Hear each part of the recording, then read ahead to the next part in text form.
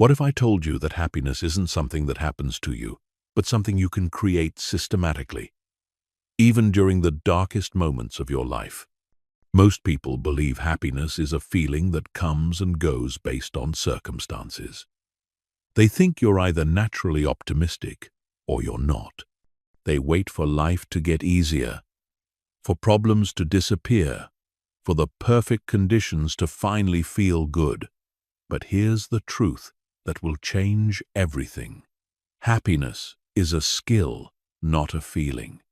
And like any skill, it can be learned, practiced, and mastered. Right now, millions of people are suffering unnecessarily. They're trapped in cycles of anxiety, depression, and hopelessness, believing that their circumstances control their emotional state. They look at happy people and assume they just got lucky, that they don't face real problems, that they live in some fantasy world where everything goes right. But the research reveals something entirely different. The happiest people on earth aren't the ones with perfect lives. They're the ones who've learned to create happiness regardless of what's happening around them. This isn't about toxic positivity or pretending everything is fine when it's not. This is about understanding the actual science of well-being and applying proven strategies that work even when life feels impossible.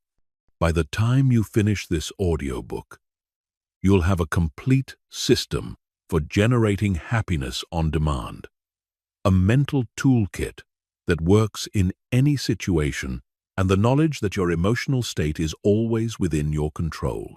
The difference between those who thrive and those who merely survive isn't luck, genetics, or circumstances. It's knowledge. It's understanding how your mind works and how to direct it toward well-being rather than suffering. And today, you're going to learn exactly how to do that. Chapter 1. The happiness delusion that's keeping you miserable. Let me start with a question that will expose the biggest lie you've been told about happiness. When was the last time you thought, "I'll be happy when? When I get that promotion, when I find the right person, when I lose weight, when I have more money, when this problem goes away?" If you're like most people, you probably think some version of this thought every single day.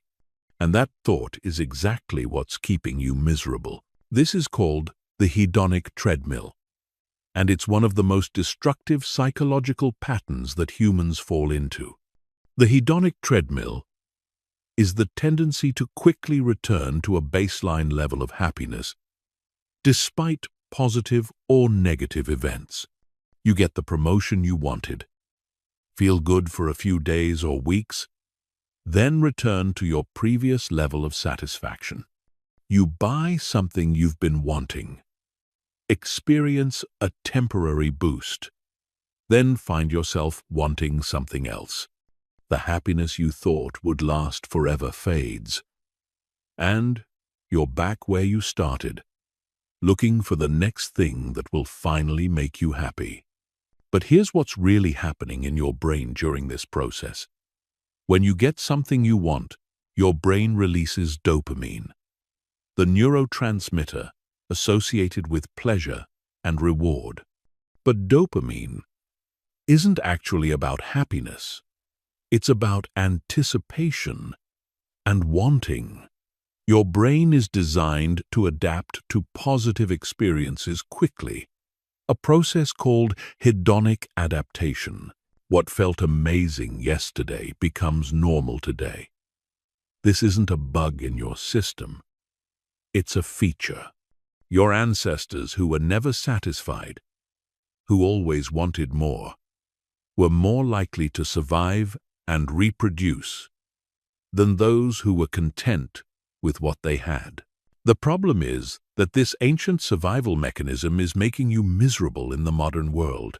You're constantly chasing the next thing, believing that happiness is always just one achievement, one purchase, one relationship away.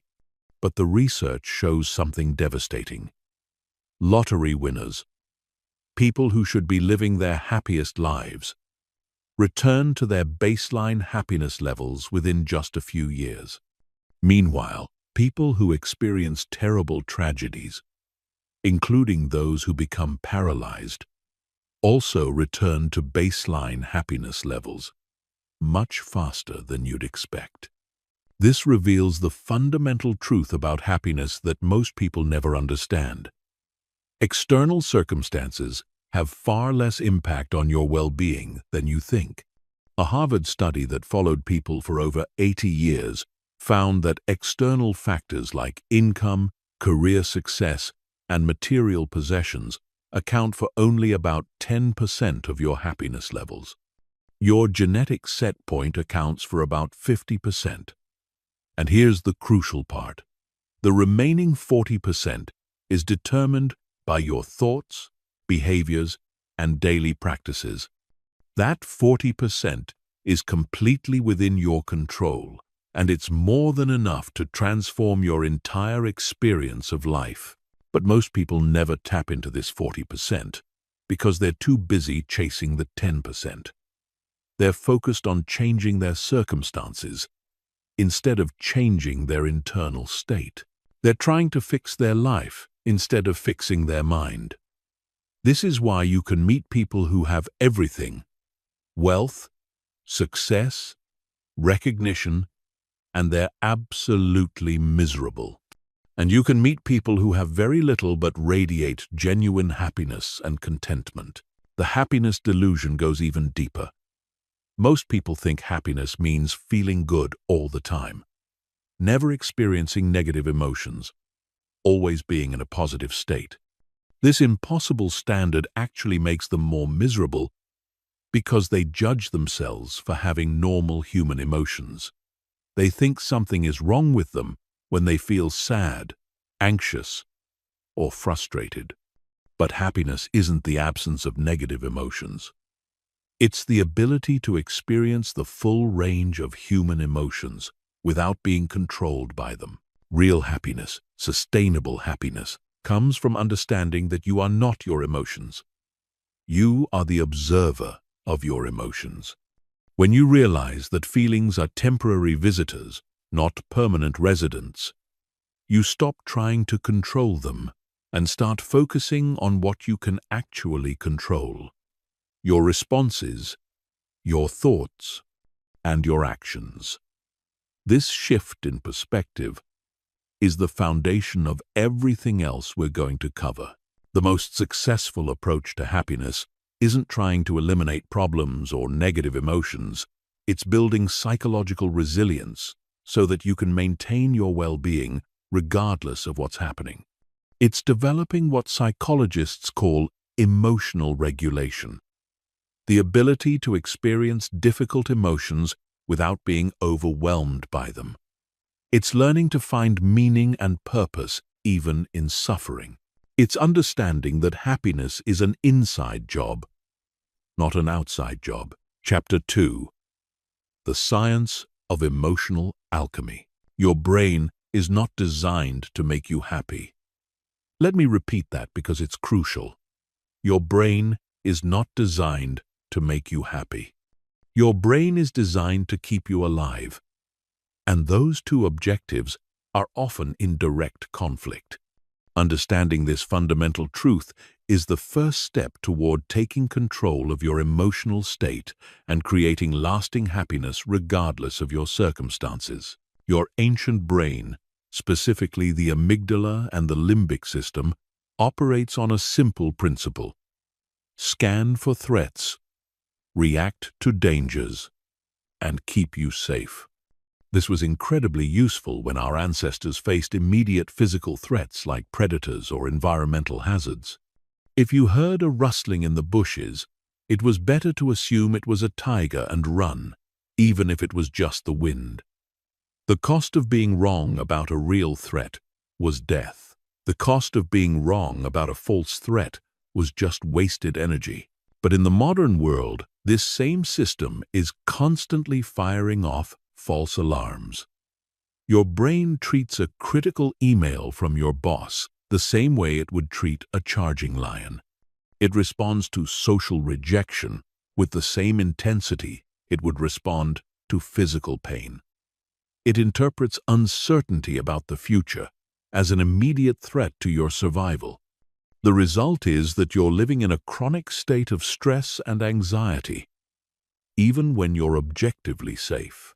This is where the science of emotional alchemy becomes life-changing. Emotional alchemy is the practice of transforming negative emotional states into positive ones through conscious mental techniques. It's based on the understanding that your emotions are not facts about your reality. They're interpretations created by your brain, based on your thoughts, beliefs, and past experiences. Here's the revolutionary insight from neuroscience. Your brain doesn't distinguish between what's real and what's vividly imagined. This is why you can watch a scary movie and feel genuine fear even though you know intellectually that you're safe. It's why you can worry about something that hasn't happened and feel the same stress as if it were actually happening. But this same principle can be used to your advantage. When you understand how emotions are created, you can learn to influence them. Emotions begin with a thought, often so automatic that you don't even notice it. This thought triggers a chemical response in your brain, releasing neurotransmitters and hormones that create the physical sensation you call an emotion. The emotion then influences more thoughts, creating a feedback loop that can either spiral upward into positive states or downward into negative states. The key to emotional alchemy is interrupting this process and consciously directing it toward positive states. This isn't about pretending to feel good when you don't. It's about understanding that you have more control over your emotional state than you've been led to believe. Let me give you a practical example of how this works. Imagine you're stuck in traffic and you're going to be late for an important meeting. Your automatic thought might be, "This is terrible. I'm going to be late. Everyone will think I'm unreliable. This could hurt my career." This thought triggers stress hormones, creating feelings of anxiety and frustration. These emotions then generate more negative thoughts. "I should have left earlier. I always mess things up. Nothing ever goes right for me." Now you're in a full negative spiral, but you could also choose a different thought. "This traffic is out of my control. I'll text to let them know I'm running late. They'll understand, and I can use this time to prepare mentally for the meeting." This thought creates a completely different chemical response, releasing calming neurotransmitters and reducing stress hormones. The same external situation, but a completely different internal experience. This is emotional alchemy in action. You're taking the raw material of the situation and transforming it through the power of conscious interpretation. The more you practice this, the more automatic it becomes. Over time, you literally rewire your brain to default to more positive interpretations and emotional responses. But emotional alchemy goes deeper than just positive thinking. It's about understanding the purpose of every emotion and learning to work with them rather than against them. Anger, for example, is often a signal that your boundaries have been violated or that something important to you is being threatened. Instead of suppressing anger or being overwhelmed by it, you can use it as information and energy to take appropriate action. Fear is often a signal that you're about to do something important, something that matters to you. Instead of letting fear stop you, you can reframe it as excitement, and use it to fuel your performance. Sadness is often a signal that you've lost something meaningful, and it's your brain's way of processing that loss. Instead of trying to avoid sadness, you can honor it as part of the healing process while taking care of yourself during difficult times. The practice of emotional alchemy also involves understanding that emotions are temporary. No emotion, positive or negative, lasts forever. When you're in the middle of a difficult emotional state, it feels like it will never end. But emotions are like weather patterns. They arise, peak, and then naturally subside if you don't feed them with resistant thoughts. Chapter 3.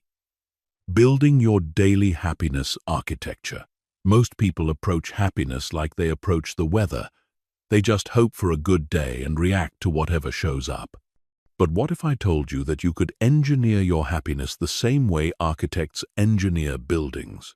What if you could create a daily structure that automatically generates positive emotions, resilience, and well-being? Regardless of what challenges come your way, this is exactly what the happiest people in the world do. Often without even realizing it. They've built what I call happiness architecture, a systematic approach to designing their days, their thoughts, and their behaviors in ways that consistently produce positive emotional states. And the beautiful thing is, once you understand the principles, you can build this architecture into your own life, starting today. The foundation of happiness architecture is understanding that your emotional state isn't random. It's the result of specific inputs. What you think about, what you focus on, how you move your body, what you consume mentally and physically, how you interact with others, and how you structure your time. When you take conscious control of these inputs, you take conscious control of your outputs, your emotions, your energy, and your overall well-being. Let's start with the most powerful component of happiness architecture, your morning routine. How you start your day sets the emotional tone for everything that follows. Most people begin their day by immediately checking their phone, flooding their brain with other people's problems, news, and demands. They're essentially letting the outside world hijack their emotional state before they've even gotten out of bed. Instead, the happiest people protect the first hour of their day like it's the most valuable hour of their life. Because they use this time to prime their brain for positivity, focus, and resilience. This doesn't require hours of complicated rituals. It can be as simple as spending 5 minutes in gratitude, 5 minutes setting intentions for the day, and 5 minutes doing something that brings you joy. The gratitude practice alone is incredibly powerful. Neuroscience research shows that regularly practicing gratitude literally rewires your brain to notice more positive aspects of your life. When you consistently look for things to be grateful for, your brain gets better at spotting them automatically. It's like training your mental spotlight to illuminate what's working in your life instead of what's broken. But gratitude practice has to be done correctly to be effective. Most people just go through the motions, thinking of obvious things like health or family, without really feeling the emotion. The key is to get specific and really feel the appreciation. Instead of, "I'm grateful for my health," try, "I'm grateful that my body carried me through yesterday's challenges, that my heart kept beating while I slept, that my eyes can see the sunlight streaming through my window right now." The next component of happiness architecture is what psychologists call environmental design. Your physical environment has a massive impact on your emotional state, But most people never think about this consciously. Cluttered, chaotic spaces create cluttered, chaotic mental states. Dark, cramped environments drain your energy. Ugly surroundings make you feel ugly inside. Happy people design their environment to support their well-being. They fill their space with things that bring them joy: natural light, plants, meaningful objects, inspiring books. They minimize clutter and distractions. They create sacred spaces for reflection, creativity, and relaxation. You don't need money to do this. You need intention. Even small changes like opening curtains to let in more light, adding a plant to your workspace, or organizing your living area can dramatically improve your daily emotional experience. Physical movement is another crucial component of happiness architecture. Your body and mind are not separate systems. They're one integrated system. When you move your body in certain ways, you automatically change your mental and emotional state. This is why exercise is one of the most effective treatments for depression and anxiety, often more effective than medication. But you don't need to become a fitness fanatic to harness this power. Simple movements throughout the day can shift your state instantly. When you feel stressed, anxious, or down, changing your physiology can change your psychology. Stand up straight. Take deep breaths. Move your body with energy and purpose. Your brain will interpret these physical signals as indicators that you're confident and capable, and it will adjust your emotional state accordingly. The mental diet component of happiness architecture might be the most important of all. Just as junk food makes your body feel sluggish and unhealthy, junk thoughts make your mind feel negative and pessimistic. Most people consume mental junk all day long. Negative news, gossip, complaints, worry, self-criticism, and doom scrolling on social media. Happy people are extremely selective about what they allow into their mental space. They limit news consumption to specific times and sources. They avoid people who constantly complain or spread negativity.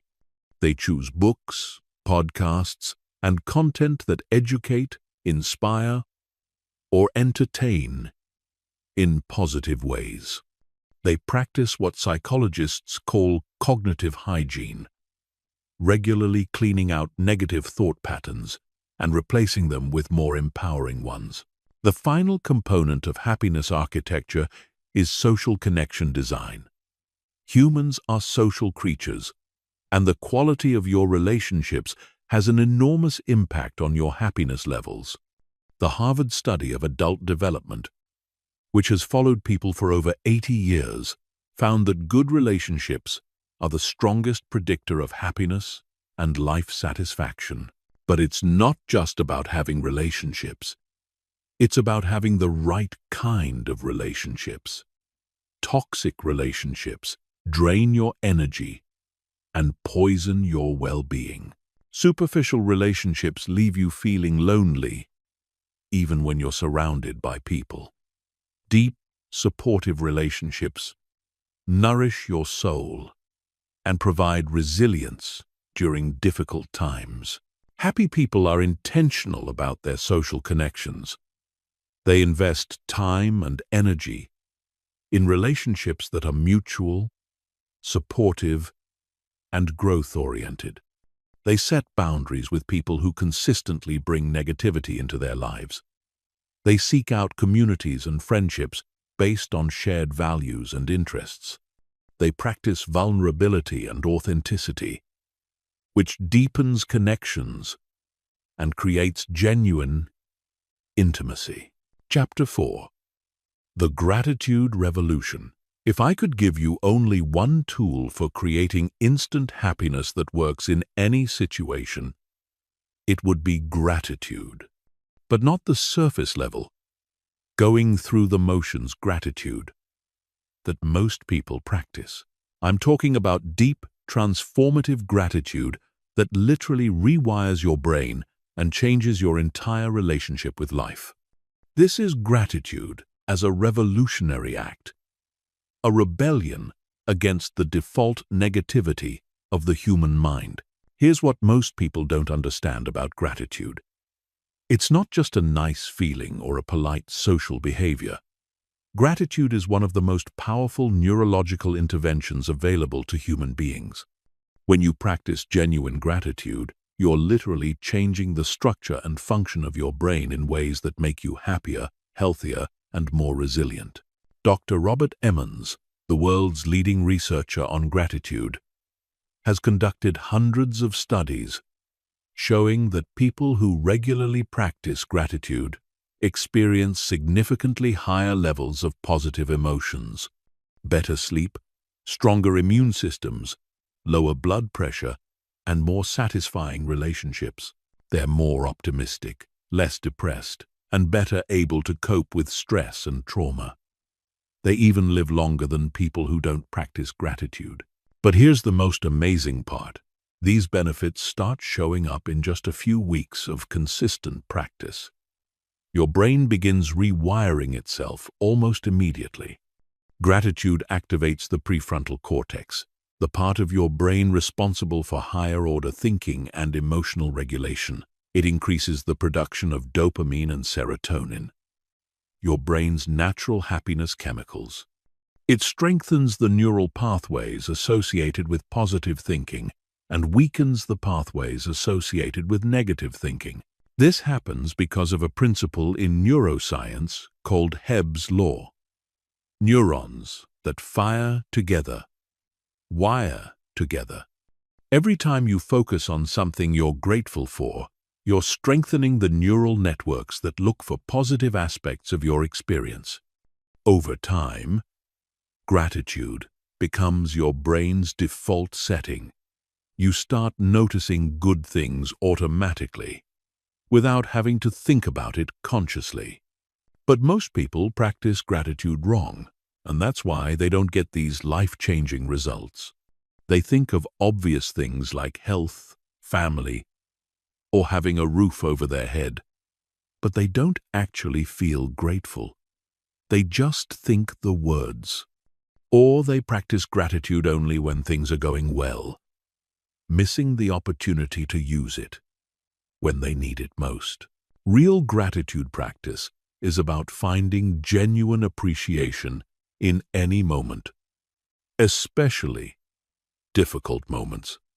It's about training your mind to see gifts where others see problems, opportunities where others see obstacles, growth where others see setbacks.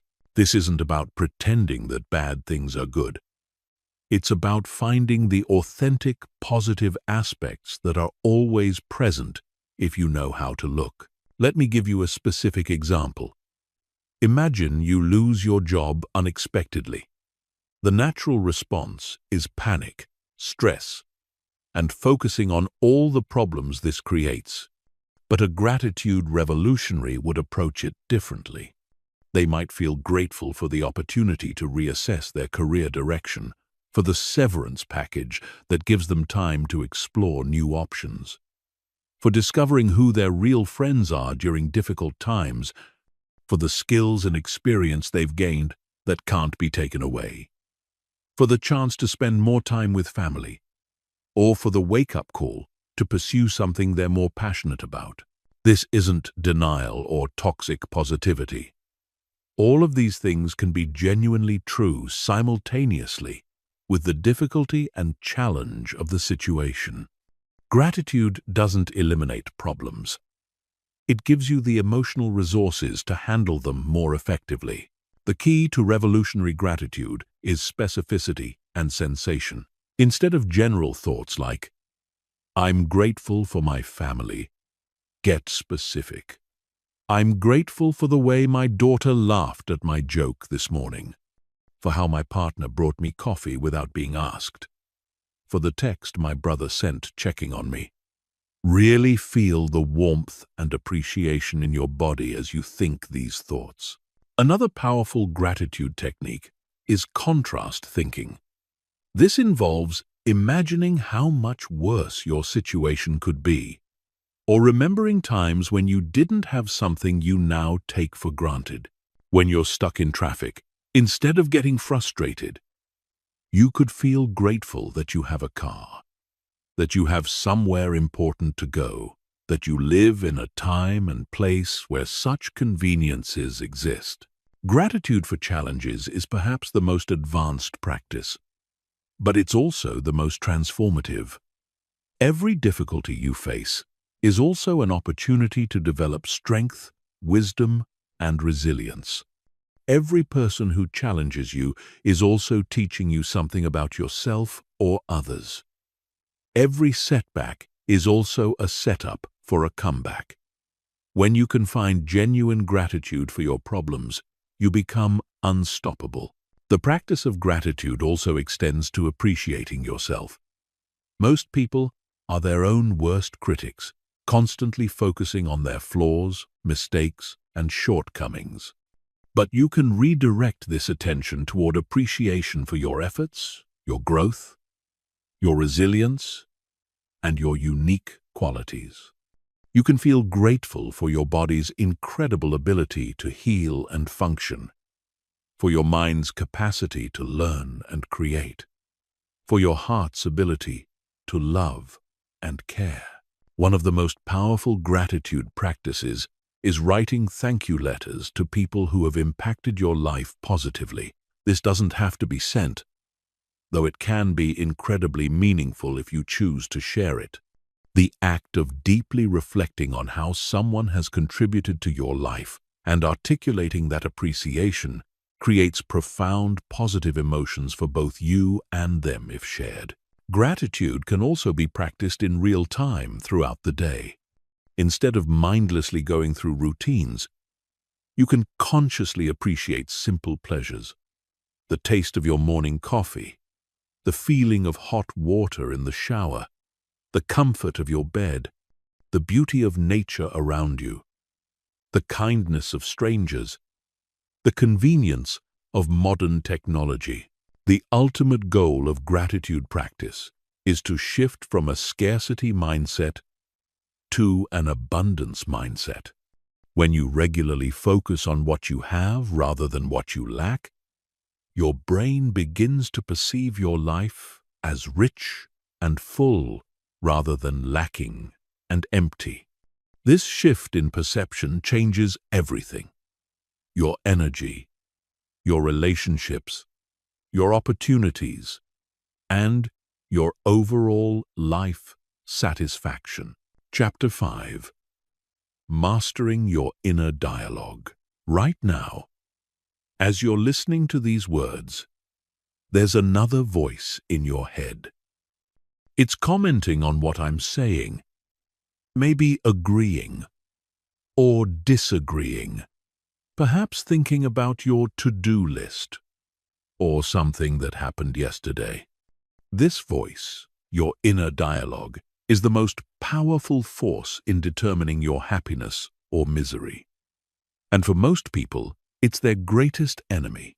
The average person has between 60, 0 to 80, 0 thoughts per day. For most people, up to 80% of these thoughts are negative, and 95% are repetitive. That means your brain is essentially a broken record, playing the same negative stories over and over again. These thoughts create your emotions. Your emotions drive your behaviors, and your behaviors create your results. If you want to change your life, you must first change your inner dialogue. But here's what most people don't realize. That voice in your head isn't you. You are the observer of that voice. You are the awareness that notices the thoughts. This distinction is absolutely crucial because once you understand that you are not your thoughts, you can start choosing which thoughts to believe and which ones to ignore. Think about it this way. If you were your thoughts, who would be listening to them? If you were your thoughts, how could you disagree with them or change them? The fact that you can observe your thoughts proves that there's a deeper you, the real you, that exists beyond the mental chatter. This realization is the beginning of mental freedom. When you stop identifying with every thought that pops into your head, you gain the power to consciously direct your thinking. You become the director of your mental movie instead of being a passive victim of whatever thoughts randomly appear. The first step in mastering your inner dialogue is becoming aware of it. Most people are so lost in their thoughts that they don't even realize they're thinking. They're completely unconscious of the stories they're telling themselves all day long. But you can't change what you're not aware of. So developing metacognition, thinking about thinking, is essential. Start paying attention to your thoughts without judging them. Just notice what your mind is doing. Are you criticizing yourself? Worrying about the future? Replaying past mistakes? Complaining about your circumstances? Most people are shocked when they first become aware of how negative their inner dialogue really is. Once you're aware of your thoughts, the next step is questioning them. Just because you think something doesn't make it true. Your thoughts are often based on outdated beliefs, past experiences, fear, or conditioning from other people. They're not objective facts about reality. They're subjective interpretations that you can choose to accept or reject. Byron Katie, a teacher who developed a powerful method for questioning thoughts, suggests asking 4 questions about any thought that's causing you suffering. Is it true? Can you absolutely know that it's true? How do you react when you believe that thought? Who would you be without that thought? Let's apply this to a common negative thought. I'm not good enough. Is it true? How do you define good enough? Compared to what standard? Can you absolutely know that it's true? Probably not, because good enough is a subjective judgment, not an objective fact. How do you react when you believe that thought? You probably feel insecure, anxious, and unmotivated. You might procrastinate or avoid challenges. Who would you be without that thought? You'd probably feel more confident, take more risks, and enjoy life more. This process reveals that many of your most painful thoughts are not actually true, and believing them is optional. You can choose to let them go and replace them with more empowering thoughts. But changing your inner dialogue isn't just about eliminating negative thoughts, it's about consciously creating positive ones. This is where affirmations, when done correctly, become incredibly powerful. Most people think affirmations are silly because they try to convince themselves of things they don't believe. I am wealthy, when you're broke, feels like lying to yourself. Effective affirmations work with your psychology, not against it. Instead of statements that feel false, use statements that feel possible and empowering. Instead of, I am wealthy, try, I am learning to make better financial decisions every day. Instead of, I am confident, try, I am becoming more confident with every challenge I face. The key is to create thoughts that feel authentic while directing your mind toward what you want to create. Your brain will work to make whatever you consistently think about become reality. This is called the reticular activating system, the part of your brain that filters information and focuses your attention on what you've determined is important. Another powerful technique for mastering inner dialogue is reframing. This involves taking a negative thought and finding a more empowering way to interpret the same situation. Instead of, "This is too hard," try, "This is an opportunity to grow stronger." Instead of, "I can't handle this," try, "I'm learning to handle this." Instead of, "Why does this always happen to me?" try, "What can I learn from this experience?" Reframing doesn't change external reality, but it changes your internal experience of that reality. And your internal experience is what determines your emotional state, your energy level, and your ability to respond effectively to challenges. You can also use your inner dialogue to coach yourself the way a supportive friend or mentor would. Instead of being your own worst critic, become your own best cheerleader.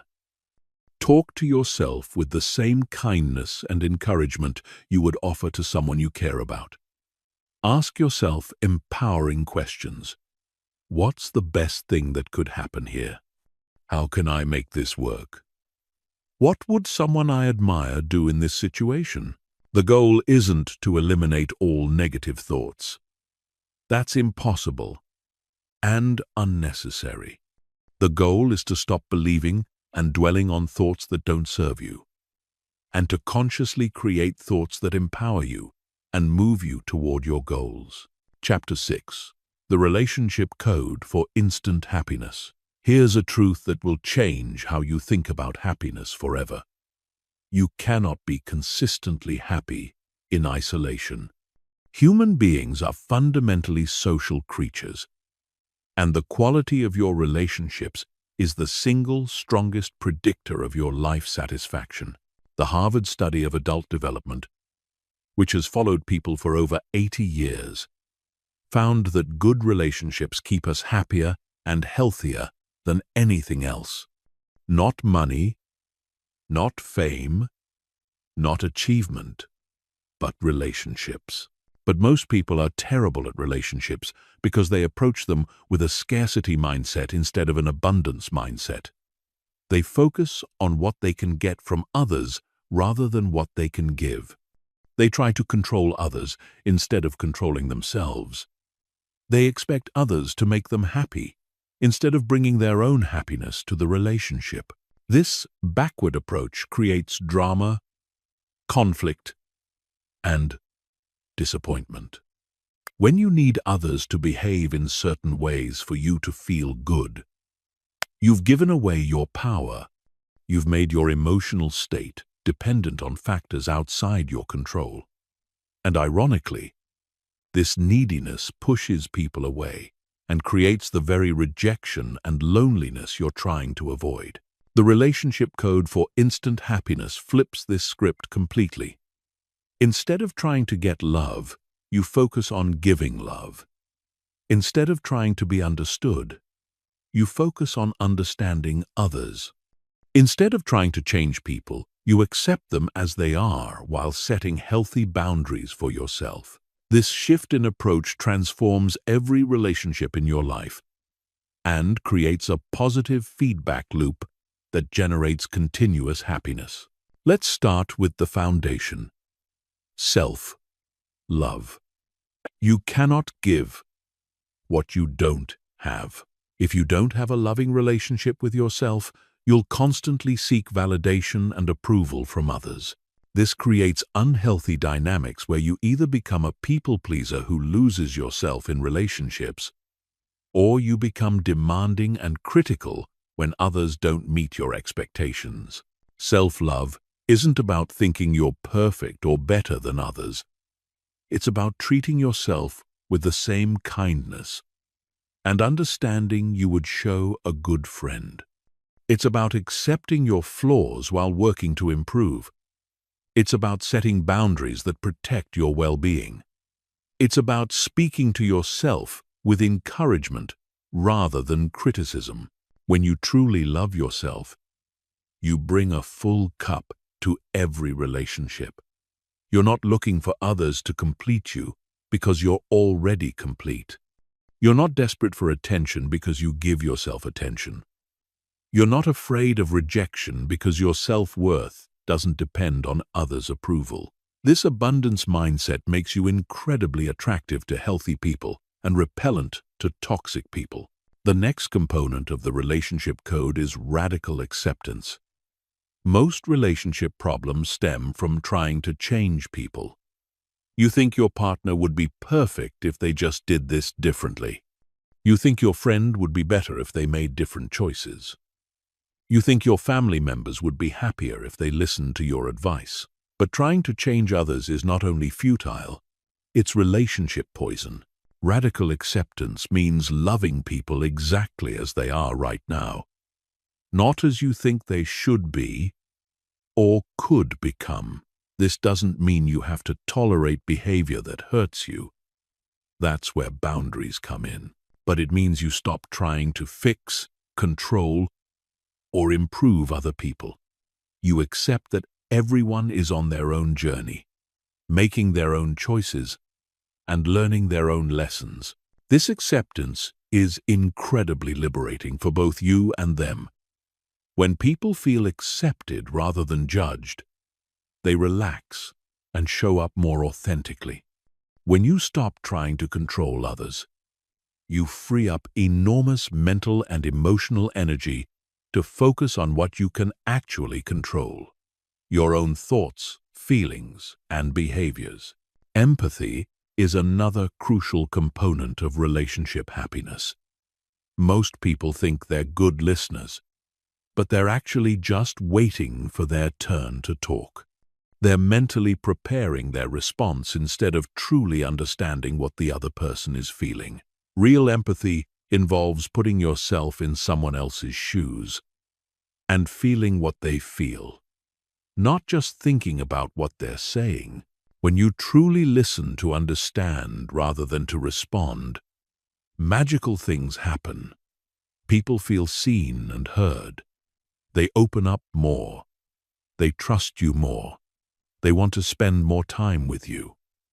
And ironically, when you focus entirely on understanding them, they become more interested in understanding you. The practice of empathy also involves validating others' emotions, even when you disagree with their perspective. You can say things like, "I can understand why you'd feel that way," or "That sounds really frustrating," without having to agree with their interpretation of events. Validation is one of the deepest human needs, and when you provide it consistently, you become a source of emotional safety for others. Boundaries are essential for relationship happiness, but most people misunderstand what boundaries are. Boundaries are not walls you build to keep people out. They're guidelines you set for how you allow yourself to be treated. You can't control others' behavior, but you can control your response to their behavior. Healthy boundaries involve communicating your needs clearly and following through with consequences when those needs aren't respected. This might mean ending conversations when someone becomes verbally abusive, limiting time with people who consistently drain your energy, or saying no to requests that compromise your well-being. Setting boundaries feels uncomfortable at first because most people are conditioned to prioritize others' comfort over their own well-being. But boundaries actually improve relationships by creating clarity and mutual respect. They prevent resentment from building up and ensure that your relationships are based on choice rather than obligation. Gratitude and appreciation are relationship superpowers that most people underutilize. Everyone wants to feel valued and appreciated, but most people take their loved ones for granted. They focus on what's wrong rather than what's right. They complain about annoying habits instead of celebrating positive qualities. When you consistently express genuine appreciation for the people in your life, you create a positive atmosphere that makes everyone happier. You can appreciate someone's efforts even when the results aren't perfect. You can acknowledge their good intentions, even when their execution falls short. You can express gratitude for their presence in your life, even during difficult times. The final component of the relationship code is contribution. The happiest people are those who focus on what they can give rather than what they can get. They look for ways to add value to others' lives. They offer support during difficult times. They celebrate others' successes genuinely. They serve something bigger than themselves. When you approach relationships from a place of service rather than selfishness, you create deep connections that nourish your soul. You become the kind of person that others are grateful to have in their lives. And paradoxically, when you stop trying to get love and start giving love freely, you receive more love than you ever imagined possible. Chapter 7. The Body, Mind, Happiness Connection. Your body and your mind are not separate systems. They are one integrated system, and what affects one immediately affects the other. This means that your physical state has a direct and powerful influence on your emotional state. Most people try to think their way to happiness while completely ignoring the body. But the fastest way to change how you feel is often to change how you move. This isn't just motivational speaking. This is hard science. When you exercise, your body releases endorphins, dopamine, serotonin, and norepinephrine, the exact same chemicals that antidepressant medications are designed to increase. In fact, numerous studies have shown that regular exercise is as effective as medication for treating mild to moderate depression, and it has zero negative side effects. But the body-mind connection goes far deeper than just exercise. Your posture affects your confidence levels. Your breathing patterns affect your anxiety levels. Your facial expressions affect your mood. Even the way you walk can influence how optimistic or pessimistic you feel. When you understand these connections, you gain access to instant tools for shifting your emotional state. Let's start with posture, one of the most underestimated factors in emotional well-being. Social psychologist Amy Cuddy's research on power posing revealed that standing in confident positions for just 2 minutes increases testosterone by 20% and decreases cortisol by 25%. Testosterone is associated with confidence and assertiveness, while cortisol is the stress hormone that makes you feel anxious and overwhelmed. This means that simply changing your posture can literally change your brain chemistry.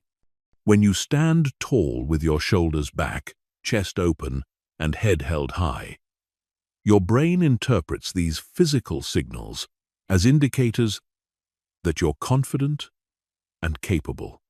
It then adjusts your emotional state to match your physical state. Most people do the opposite. They slouch when they feel insecure, which makes them feel even more insecure. They hunch their shoulders when stressed, which increases their stress. They look down when sad, which deepens their sadness. But you can reverse this cycle by consciously adopting confident postures, even when you don't feel confident. Breathing is another incredibly powerful tool for emotional regulation. Your breath is the only part of your autonomic nervous system that you can consciously control, and it's directly connected to your emotional state. When you're anxious or stressed, your breathing becomes shallow and rapid. When you're calm and relaxed, your breathing becomes deep and slow. But here's the key insight. You can use breathing to create the emotional state you want, rather than just reflecting the state you're in. When you deliberately slow down and deepen your breathing, you activate your parasympathetic nervous system, which is responsible for the rest and digest response. This immediately reduces stress hormones and increases feelings of calm and well-being. The most effective breathing technique for instant emotional regulation is called coherent breathing or resonance breathing. This involves breathing in for 4 counts, holding for 4 counts, breathing out for 4 counts, and holding for 4 counts. This pattern synchronizes your heart rate variability and creates a state of physiological coherence that optimizes both mental and emotional function. Movement is medicine for the mind.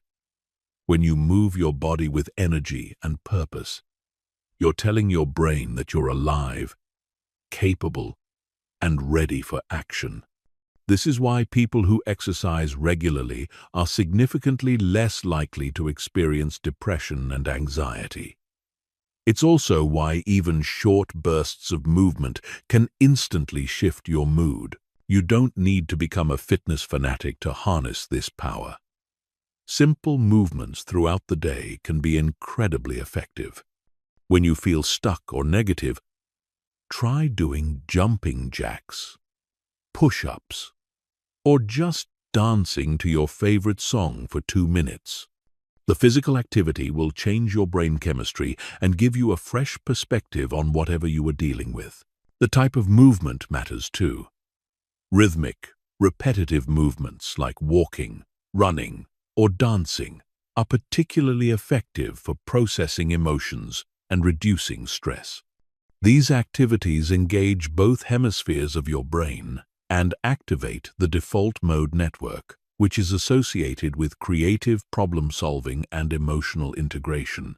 Your facial expressions also have a direct impact on your emotional state through what's called the facial feedback hypothesis. When you smile, even if it's forced, your brain receives signals from your facial muscles and interprets them as indicators that you're happy. This triggers the release of mood-boosting chemicals and actually makes you feel better. This works because your brain uses your facial expressions as information about how you should be feeling. If you're smiling, you must be happy. If you're frowning, you must be upset. You can use this to your advantage by consciously adopting positive facial expressions, especially during challenging times. Sleep is perhaps the most crucial factor in the body-mind happiness connection. Sleep deprivation has the same effect on your emotional regulation as alcohol intoxication. When you're sleep-deprived, your amygdala, the brain's alarm system, becomes hyperactive, while your prefrontal cortex, responsible for rational thinking, becomes impaired. This means that everything feels harder when you're tired. Small problems seem like big problems. Minor irritations feel like major crises. You're more likely to make poor decisions, say things you regret, and react emotionally rather than responding thoughtfully. On the other hand, when you're well rested, you're naturally more optimistic, resilient, and emotionally stable. Most people sacrifice sleep for productivity, but this is incredibly counterproductive. Quality sleep isn't a luxury, it's a necessity for optimal mental and emotional function. When you prioritize sleep, you're investing in your happiness, your relationships, and your overall life satisfaction. Nutrition also plays a crucial role in your emotional state. Your brain consumes about 20% of your daily calories, and what you eat directly affects how you think and feel. Foods high in refined sugar and processed ingredients create energy spikes and crashes that destabilize your mood. Meanwhile, foods rich in omega-3 fatty acids, complex carbohydrates, and antioxidants support stable mood and cognitive function. The gut-brain connection is particularly important. Your gut produces about 90% of your body's serotonin, the neurotransmitter that regulates mood sleep, and appetite. When your gut health is compromised, your mental health suffers. This is why people often experience anxiety and depression alongside digestive issues. Temperature and environment also affect your emotional state. Cold exposure, like cold showers or ice baths, can increase norepinephrine levels and improve mood resilience. Exposure to natural light, especially in the morning, helps regulate your circadian rhythm and supports healthy sleep patterns.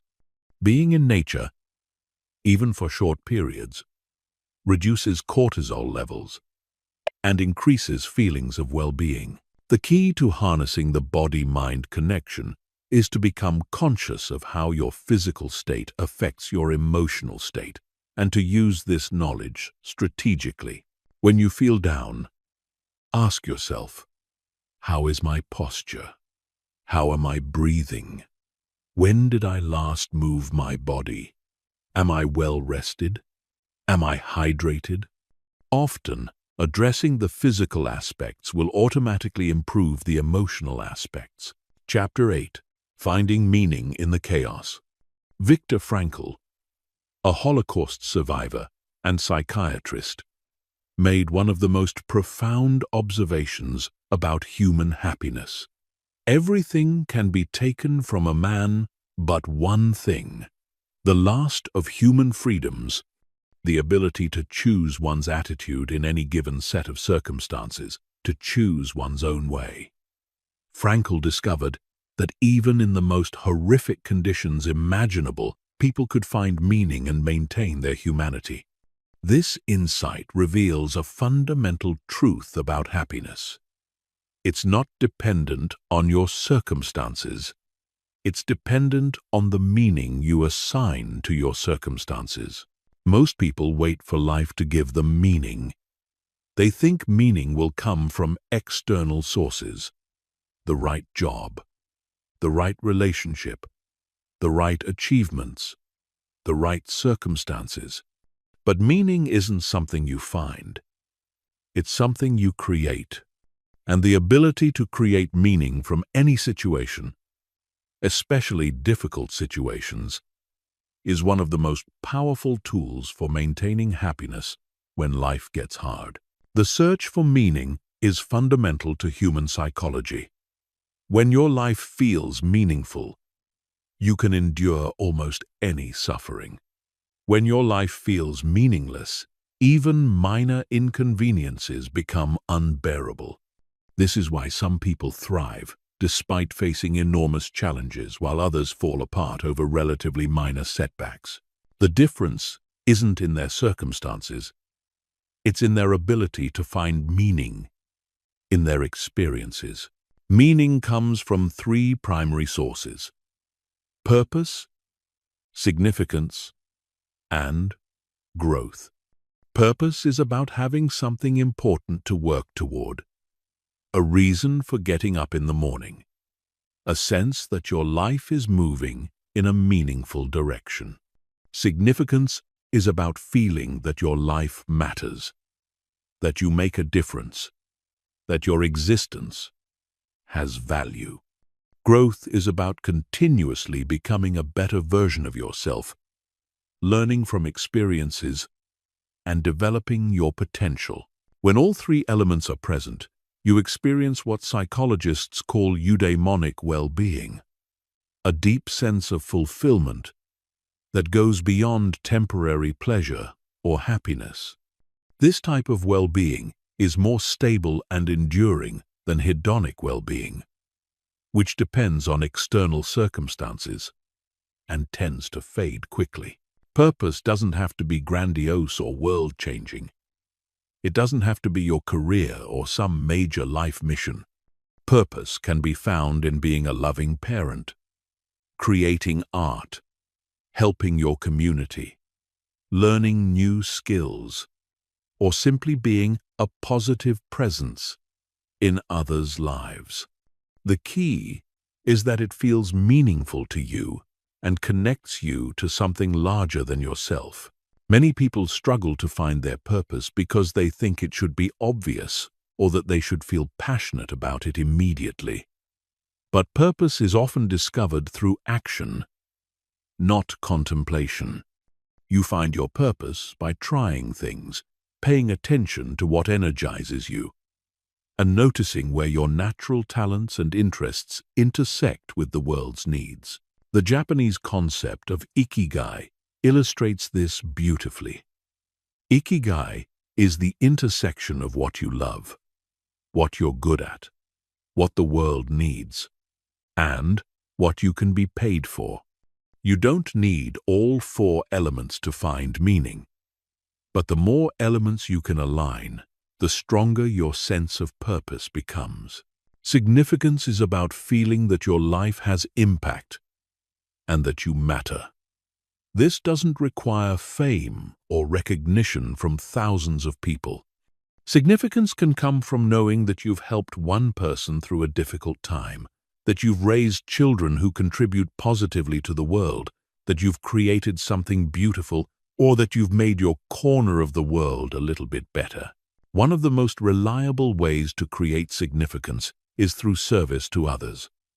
When you contribute to something beyond yourself, you automatically create meaning.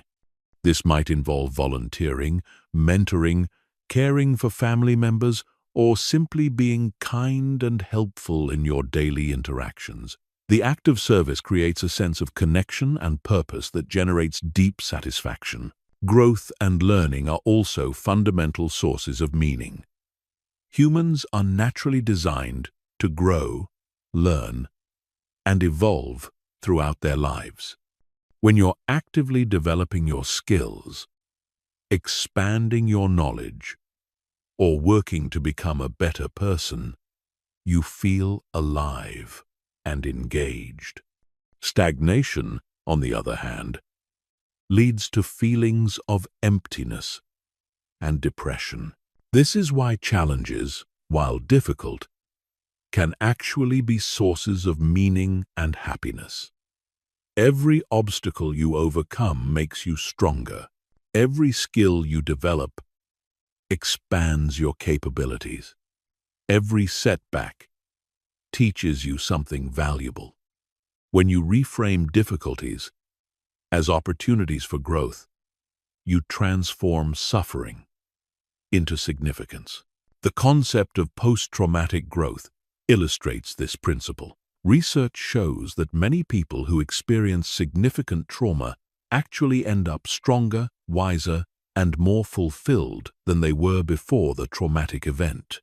They develop deeper relationships, stronger spiritual beliefs, greater appreciation for life, and increased confidence in their ability to handle challenges. This doesn't mean that trauma is good or that suffering is necessary for growth. But it does mean that when difficult things happen, you have the power to extract meaning and value from the experience. You can use adversity as raw material for building resilience, wisdom, and compassion. Creating meaning also involves developing a coherent narrative about your life. Humans are storytelling creatures, and the story you tell yourself about your life profoundly affects your emotional state. Are you the victim of circumstances? Or are you the hero of your own journey? Are your setbacks evidence that life is unfair? Or are they plot twists that make your story more interesting? The most resilient people are those who can construct empowering narratives about their experiences. They see their past challenges as preparation for future opportunities. They view their struggles as evidence of their strength rather than their weakness. They interpret their journey as meaningful rather than random. You can consciously craft your life narrative by looking for patterns, lessons, and growth in your experiences. What themes run through your life? What lessons have you learned? How have your challenges shaped you in positive ways? What unique perspective or wisdom do you have to offer because of what you've been through? Legacy thinking is another powerful way to create meaning. When you consider how you want to be remembered and what impact you want to have on the world, your daily actions take on greater significance. You're not just living for today. You're contributing to something that will outlast you. This doesn't require having children or creating monuments. Your legacy might be the kindness you show to others, the problems you solve, the beauty you create, or the positive changes you make in your community. When you live with legacy consciousness, every interaction becomes an opportunity to create meaning. The practice of meaning-making is especially important during difficult times.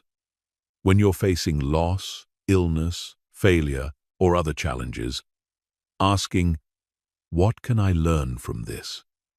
or "How can this make me stronger?" helps you find purpose in pain. It doesn't eliminate the difficulty, but it transforms suffering into something meaningful rather than meaningless. Chapter 9. Emotional Aikido. Transforming negative emotions into power. Most people fight their negative emotions like their enemies to be defeated. They try to suppress anger, avoid sadness, eliminate fear, and escape anxiety. But this approach is not only ineffective, it's counterproductive. What you resist persists, and what you try to push away often grows stronger. The secret to emotional mastery isn't eliminating negative emotions. It's learning to transform them into sources of power and wisdom. This transformation process is what I call emotional Aikido, borrowing from the martial art that teaches you to redirect an opponent's energy rather than meeting force with force. In emotional Aikido, you don't fight your feelings. You flow with them. You don't suppress them. You harness them. You don't judge them as good or bad. You use them as information and energy. Every emotion, even the ones that feel terrible, serves a purpose. Emotions are your internal guidance system, providing valuable information about your environment, your relationships, and your needs. When you learn to decode and redirect emotional energy, you gain access to incredible power and wisdom that most people never discover. Let's start with anger, one of the most misunderstood emotions. Most people see anger as entirely negative, something to be controlled or eliminated. But anger is actually a powerful signal that something important to you is being threatened or violated. It's your internal alarm system alerting you to injustice, boundary violations, or unmet needs. The problem isn't anger itself. It's what most people do with anger.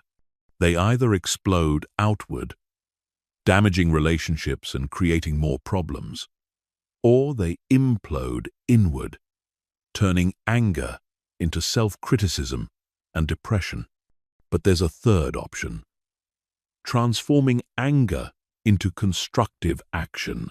When you feel angry, instead of asking, "How can I get rid of this feeling?" ask, "What is this anger trying to tell me?"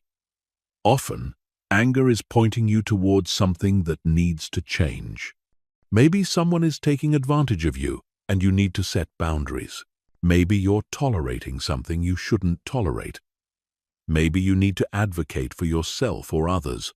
Anger contains enormous energy that can fuel positive change when channeled correctly.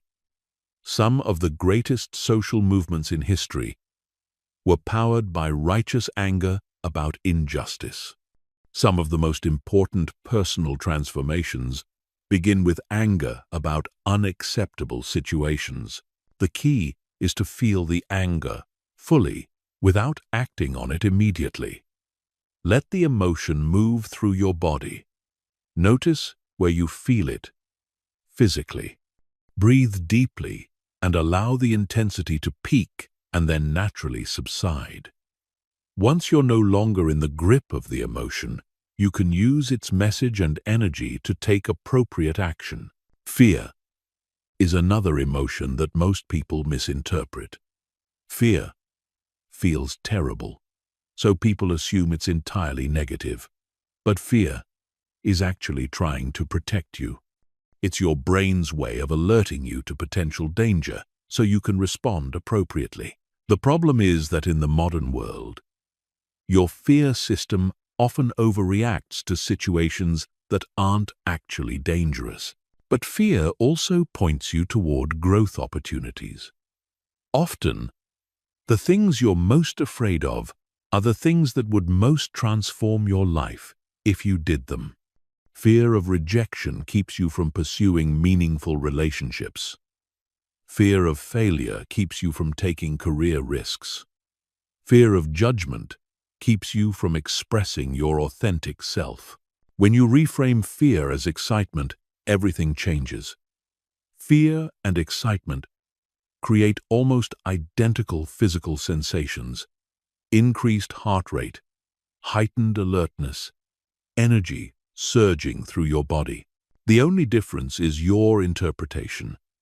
When you tell yourself, "I'm excited," instead of "I'm scared," you transform fear energy into performance energy.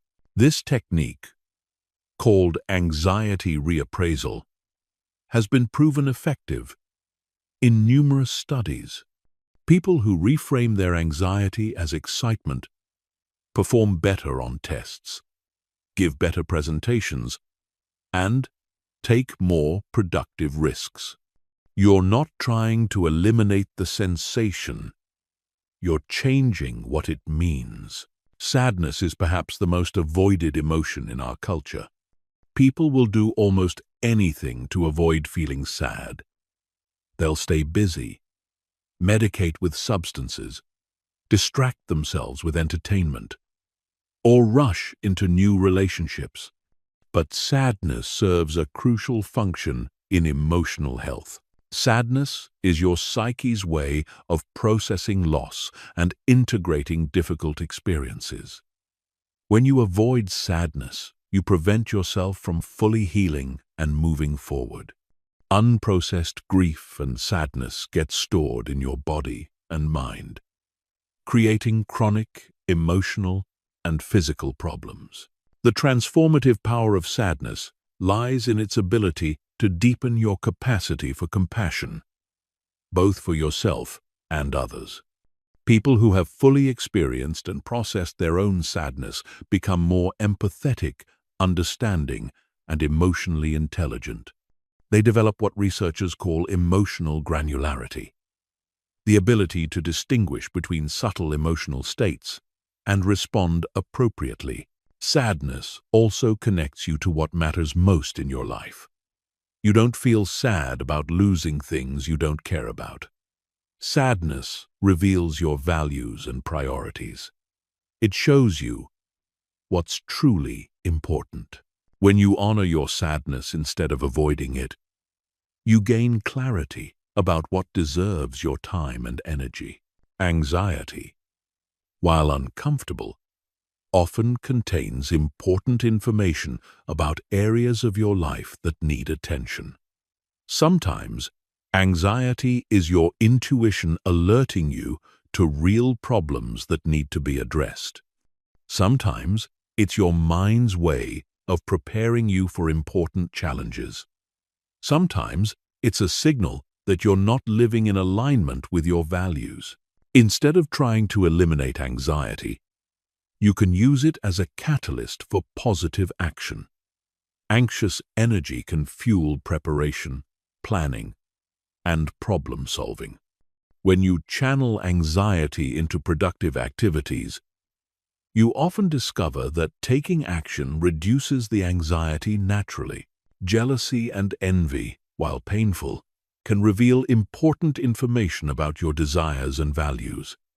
When you feel jealous of someone, you're often seeing something you want for yourself. Instead of judging these feelings, you can use them as guidance about what you want to create in your own life.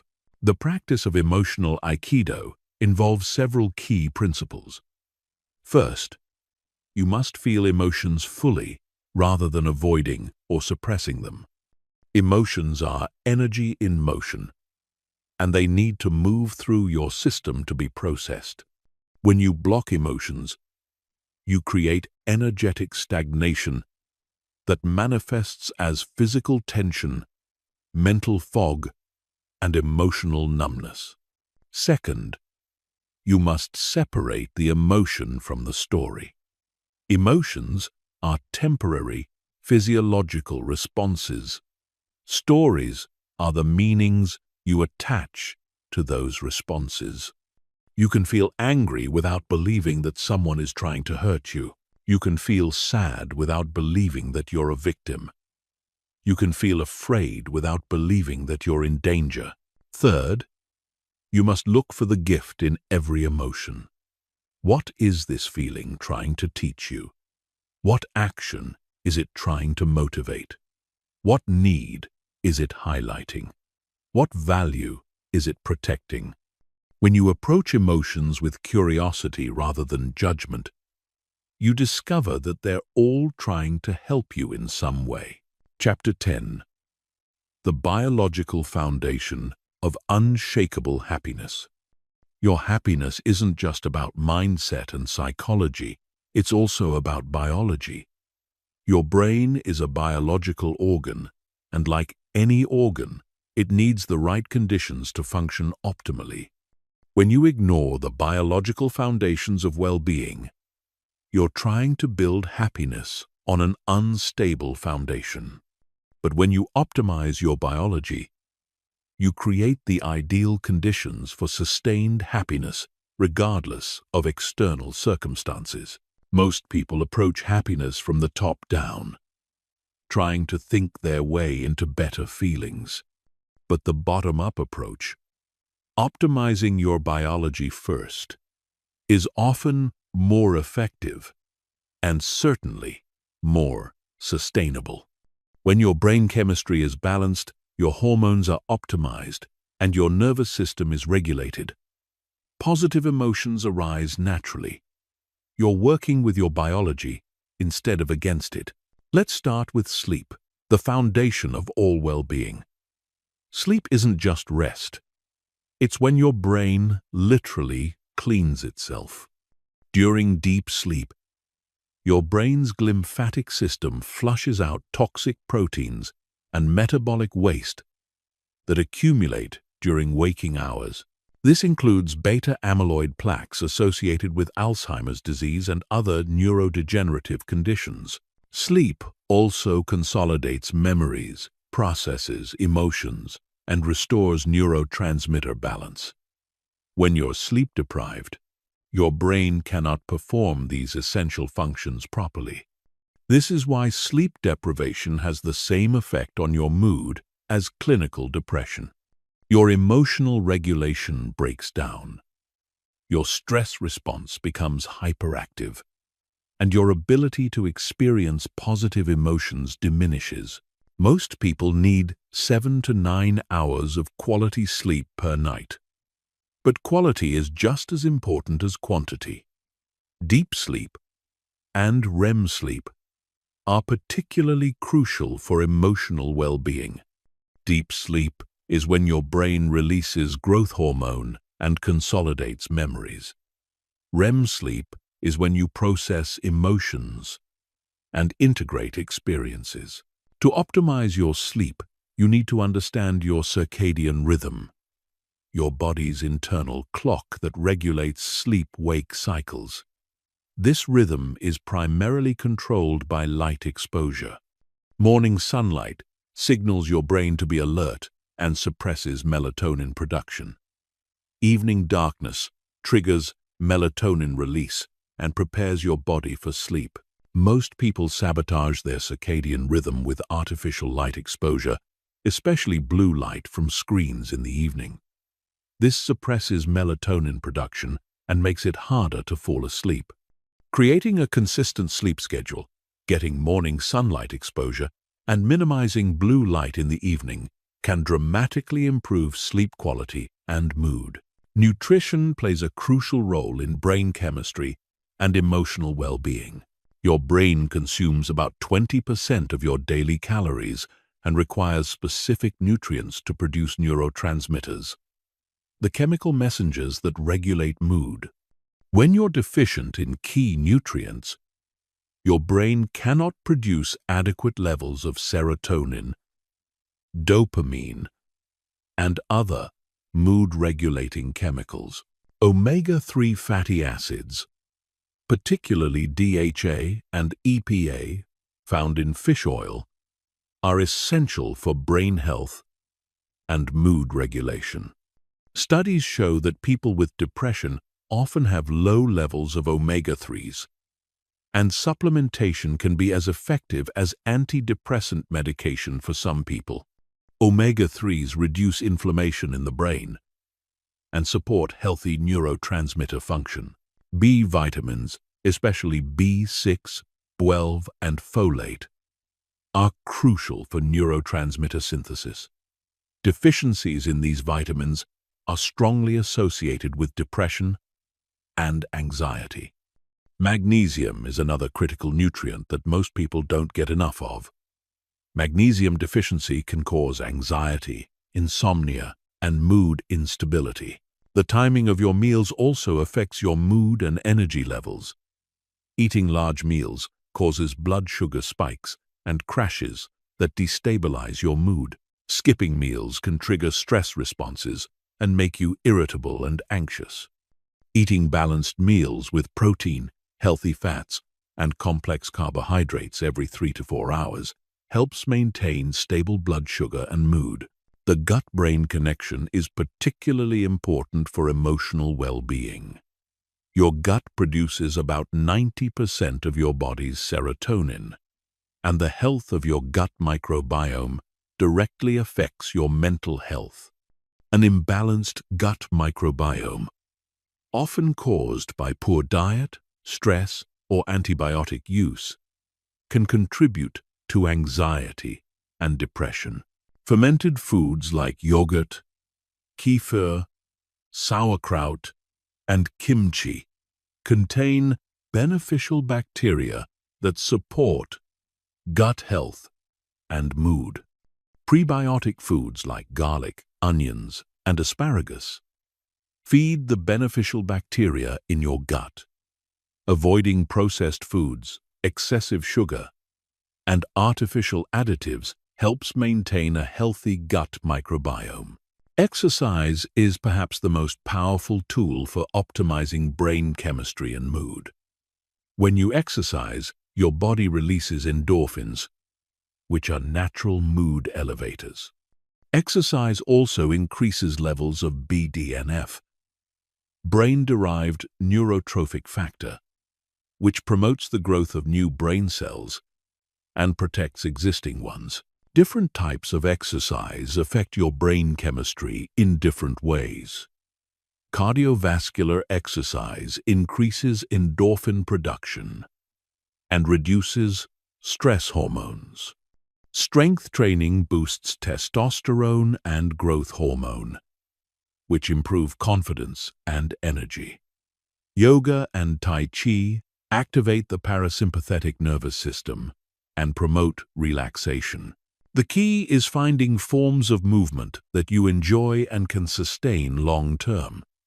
Even 20-30 minutes of moderate exercise most days of the week can significantly improve mood and resilience. High-intensity interval training can be particularly effective for boosting mood and energy in shorter time periods.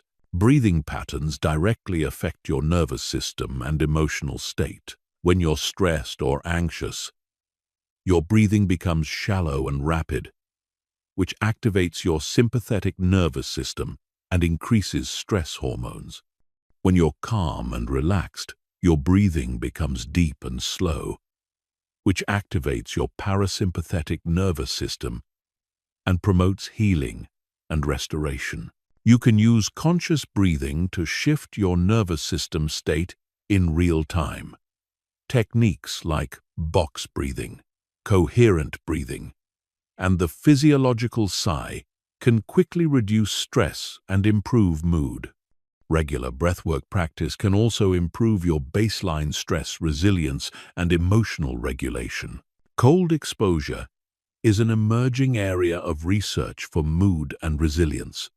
Cold showers, ice baths, or even just ending your hot shower with 30 seconds of cold water can increase norepinephrine levels, which improves mood and focus.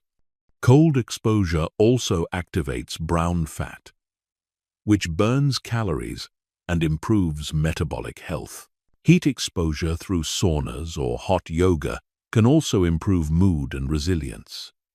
Heat shock proteins produced during heat exposure protect your brain cells and may reduce the risk of neurodegenerative diseases. Regular sauna use has been associated with reduced risk of depression and improved overall well-being. Sunlight exposure is crucial for vitamin D production and circadian rhythm regulation. Vitamin D deficiency is strongly associated with depression, especially seasonal affective disorder. Getting 15–30 minutes of direct sunlight exposure daily, particularly in the morning, can significantly improve mood and energy levels. Social connection isn't just psychological, it's biological. Positive social interactions release oxytocin, the bonding hormone that reduces stress and promotes feelings of safety and connection.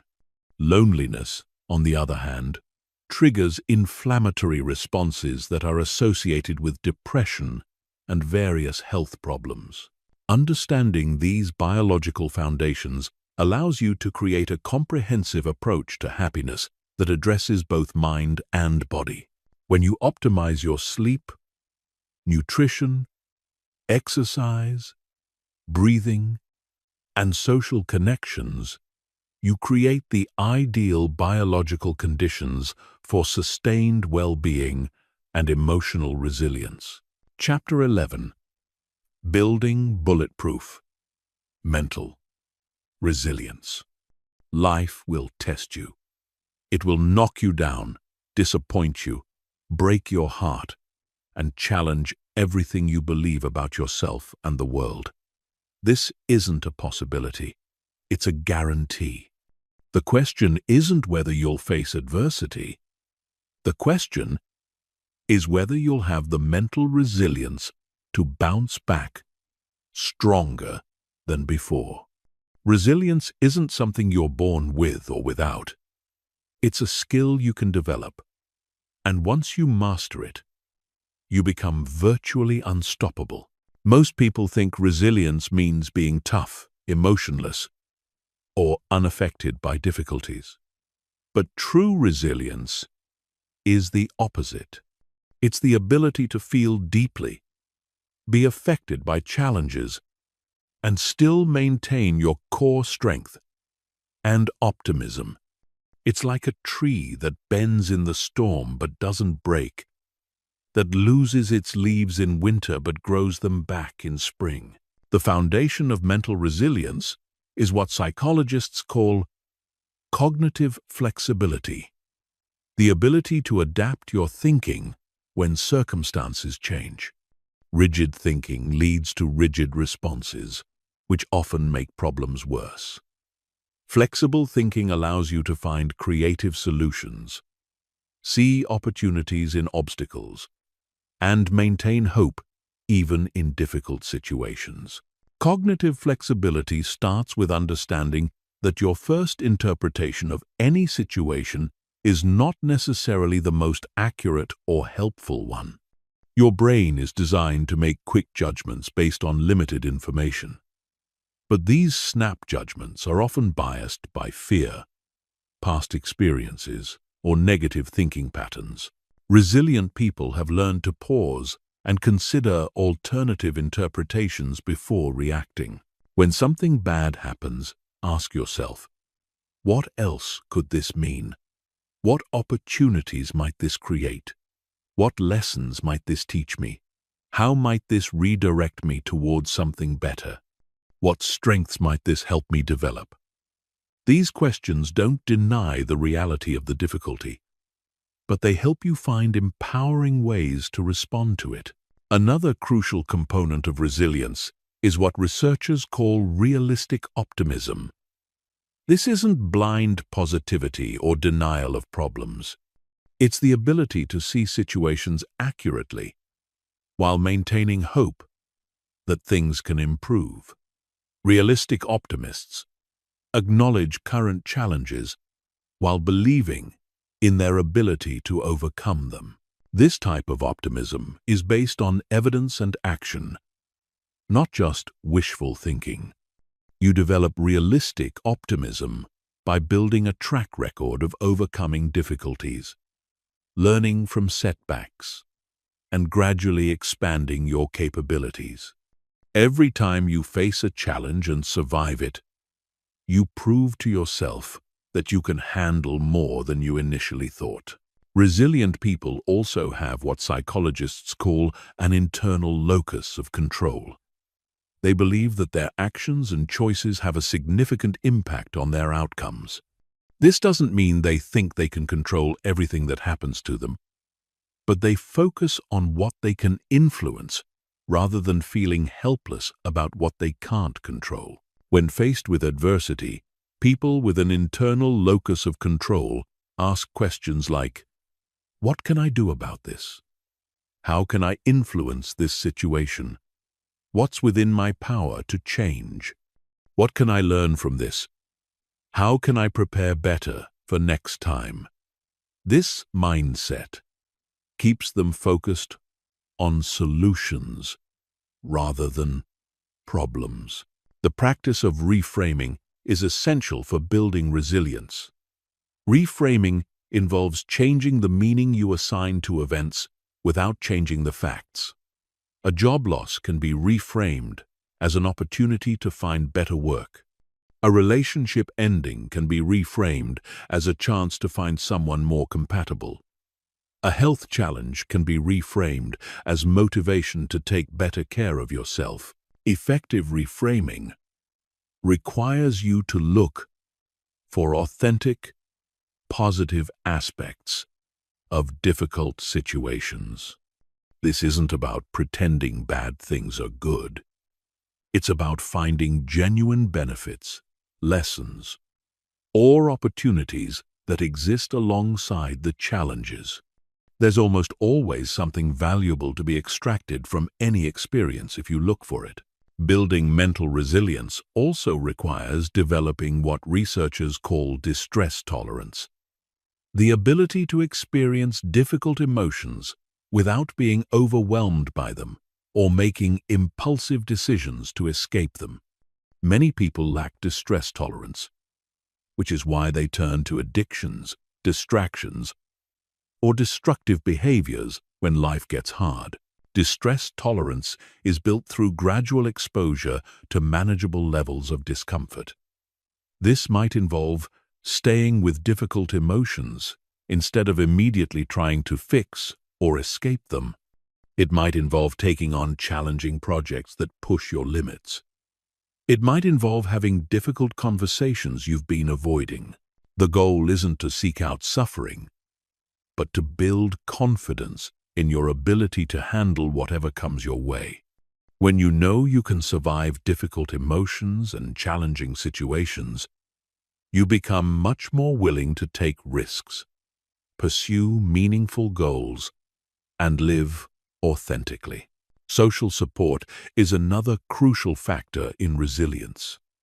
Humans are not designed to handle major challenges alone. Having people you can turn to for emotional support, practical help, or different perspectives significantly increases your ability to bounce back from setbacks. But building social support requires vulnerability and reciprocity. You have to be willing to share your struggles with others and also be there for them when they're struggling. Many people isolate themselves during difficult times, which makes recovery much harder and slower. Post-traumatic growth is the highest level of resilience. This occurs when people don't just recover from trauma or adversity, but actually become stronger, wiser, and more fulfilled than they were before the difficult experience. Research shows that many people who experience significant challenges report positive changes in 5 areas: appreciation for life, relating to others, personal strength, new possibilities, and spiritual development. Post-traumatic growth doesn't happen automatically. It requires actively working to extract meaning and value from difficult experiences. It requires viewing challenges as opportunities for development rather than just obstacles to overcome. It requires being open to the possibility that adversity might redirect your life in positive ways you couldn't have imagined.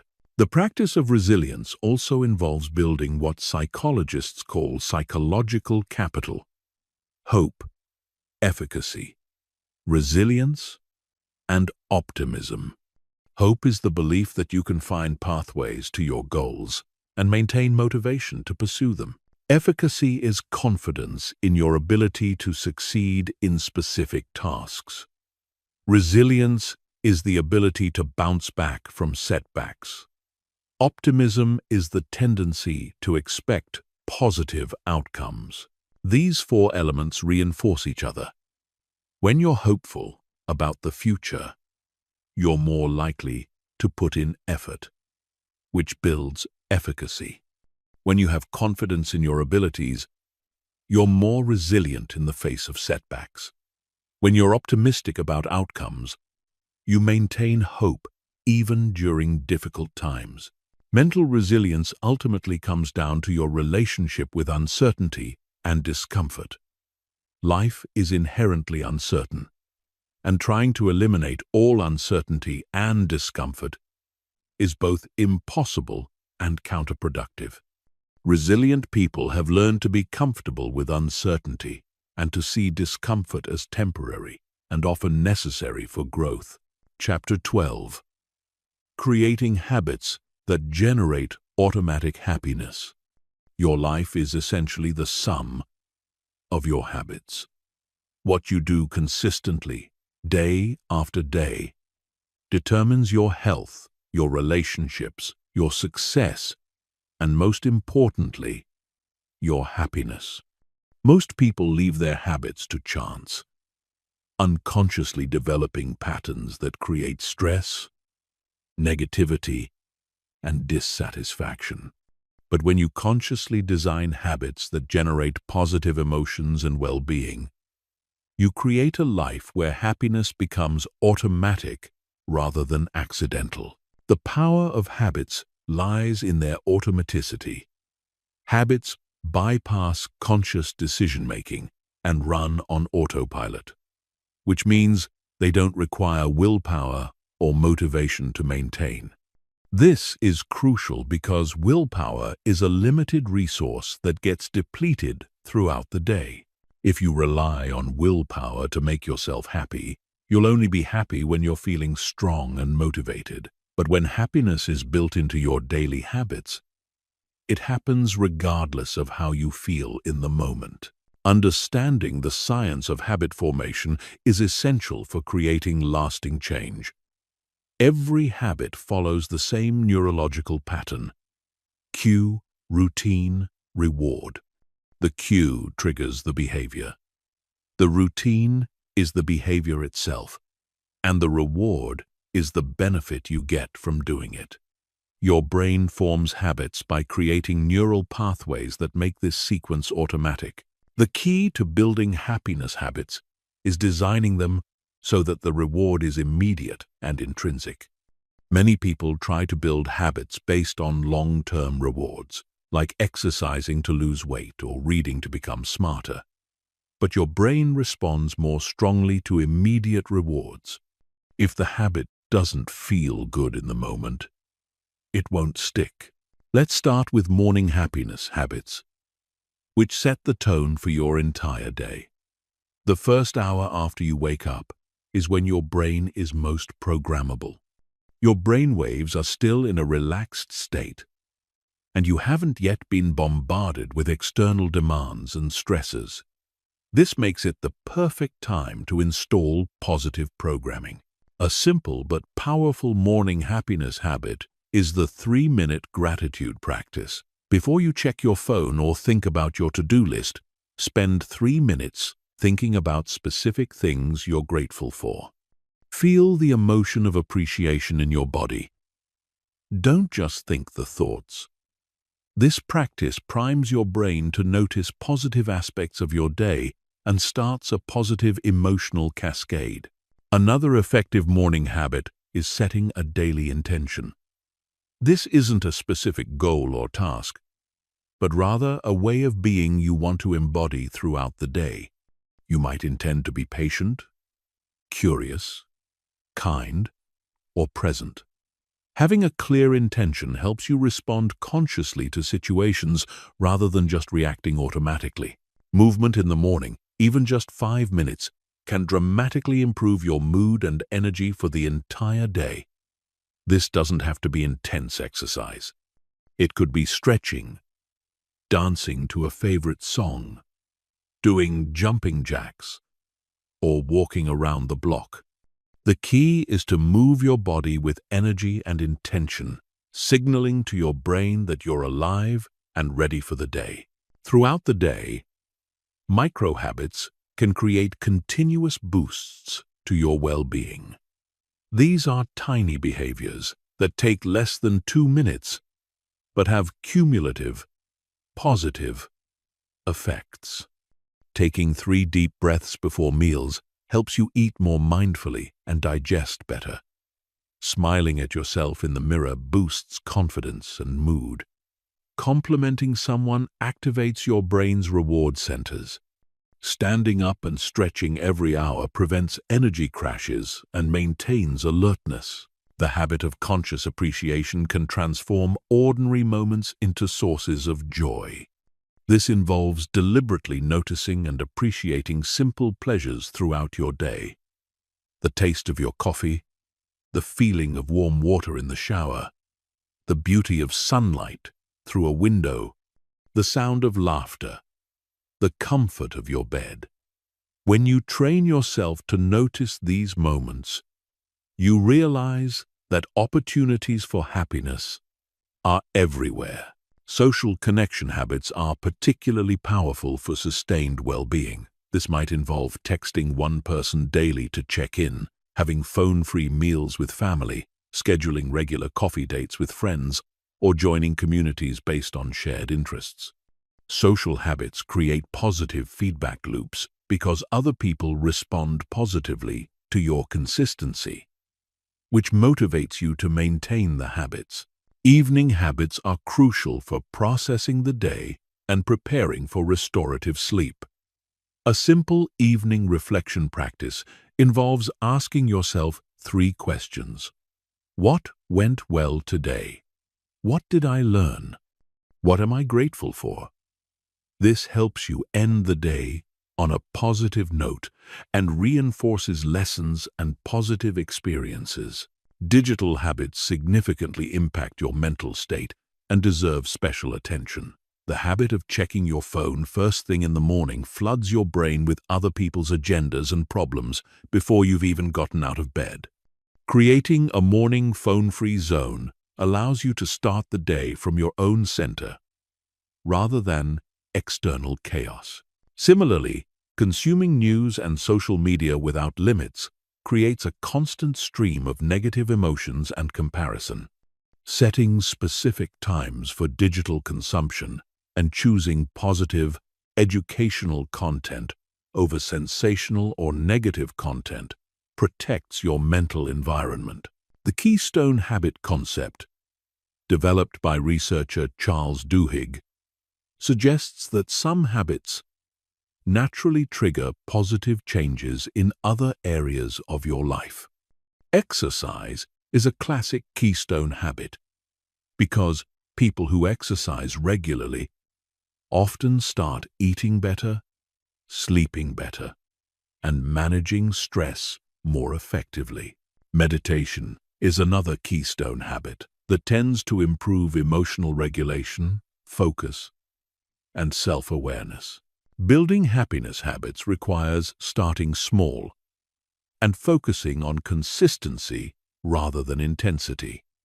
Most people fail at habit change because they try to do too much too soon.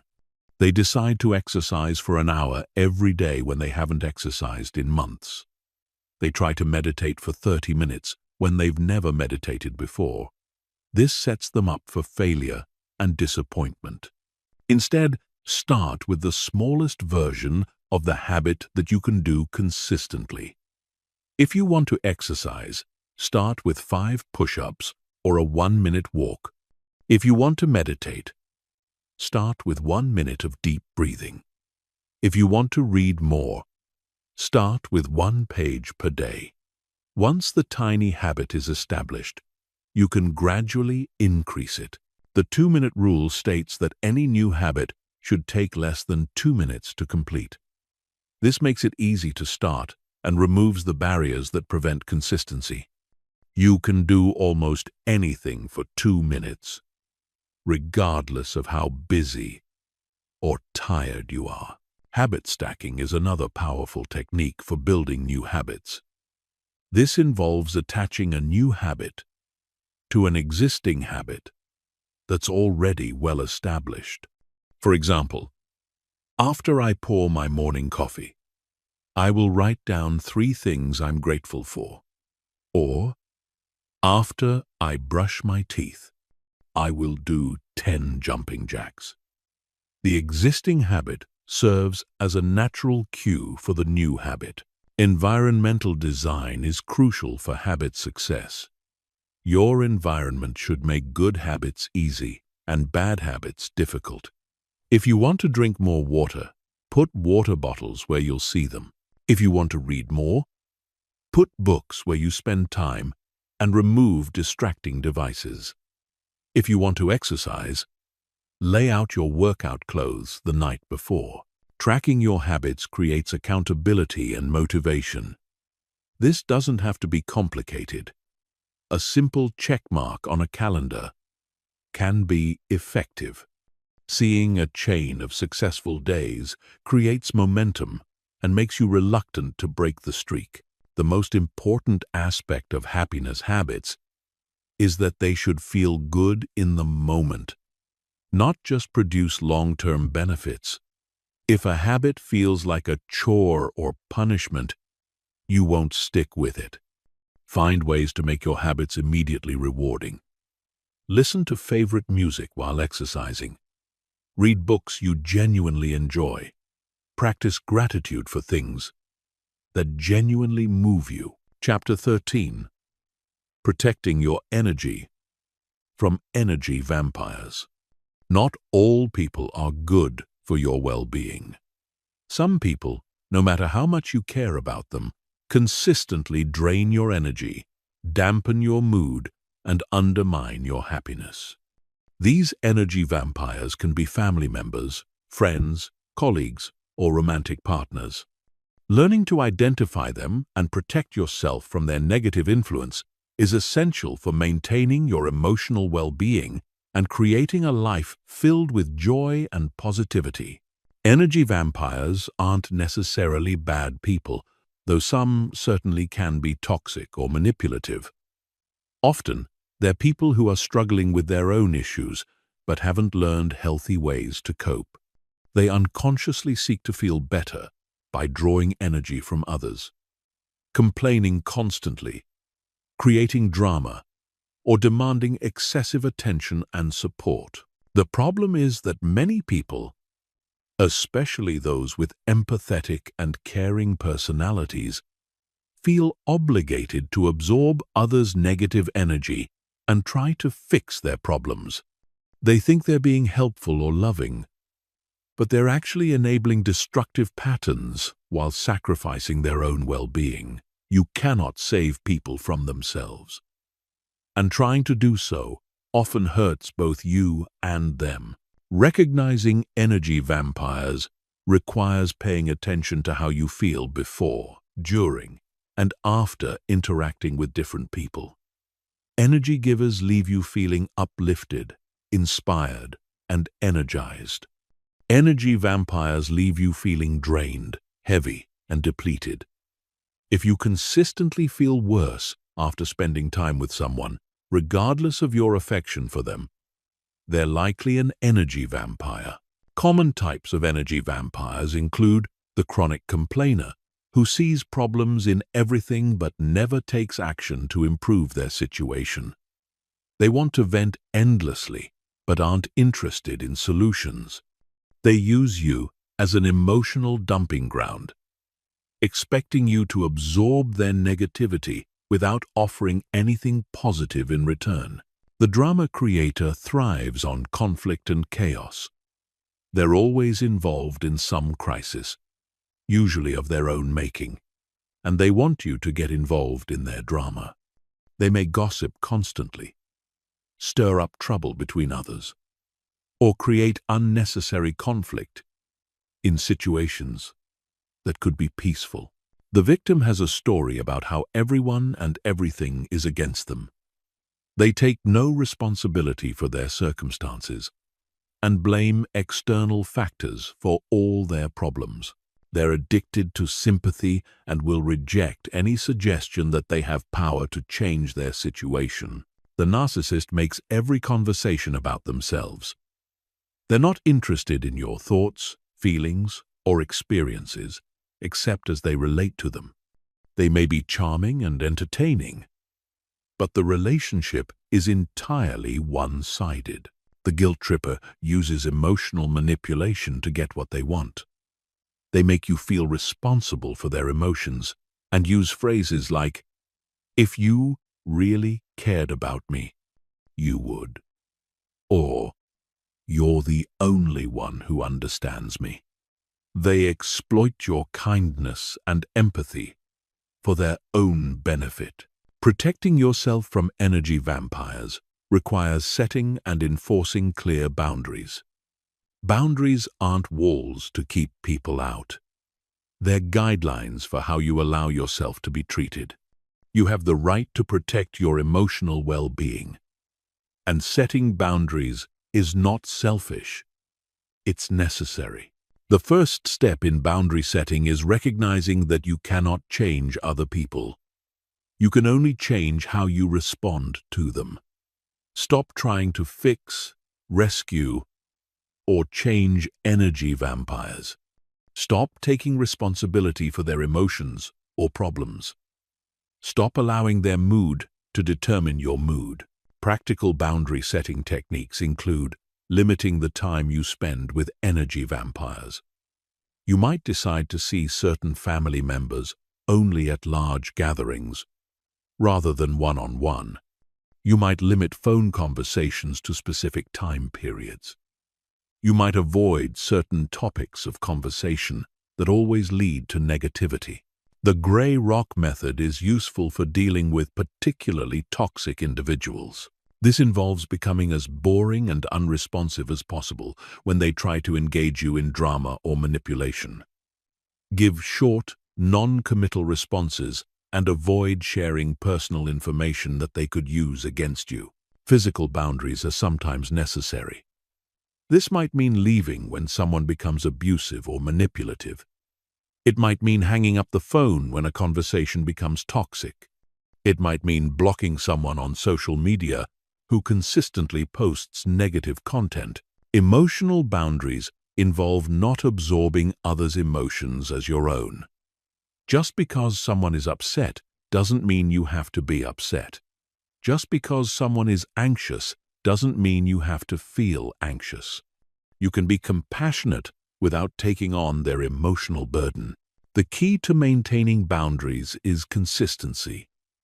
Energy vampires will test your boundaries repeatedly, especially when you first start setting them. They may escalate their behavior, guilt-trip you, or accuse you of being mean or selfish.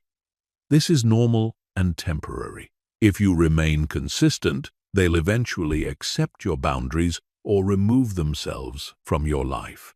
Sometimes, Protecting your energy requires ending relationships entirely. This is never easy, especially with family members or long-term friends, but sometimes it's necessary for your mental health and well-being. You have the right to remove people from your life who consistently harm your emotional state, regardless of your history with them. When ending toxic relationships, be clear and direct, rather than slowly fading away or hoping they'll get the hint. Let them know that you need space or that the relationship isn't working for you.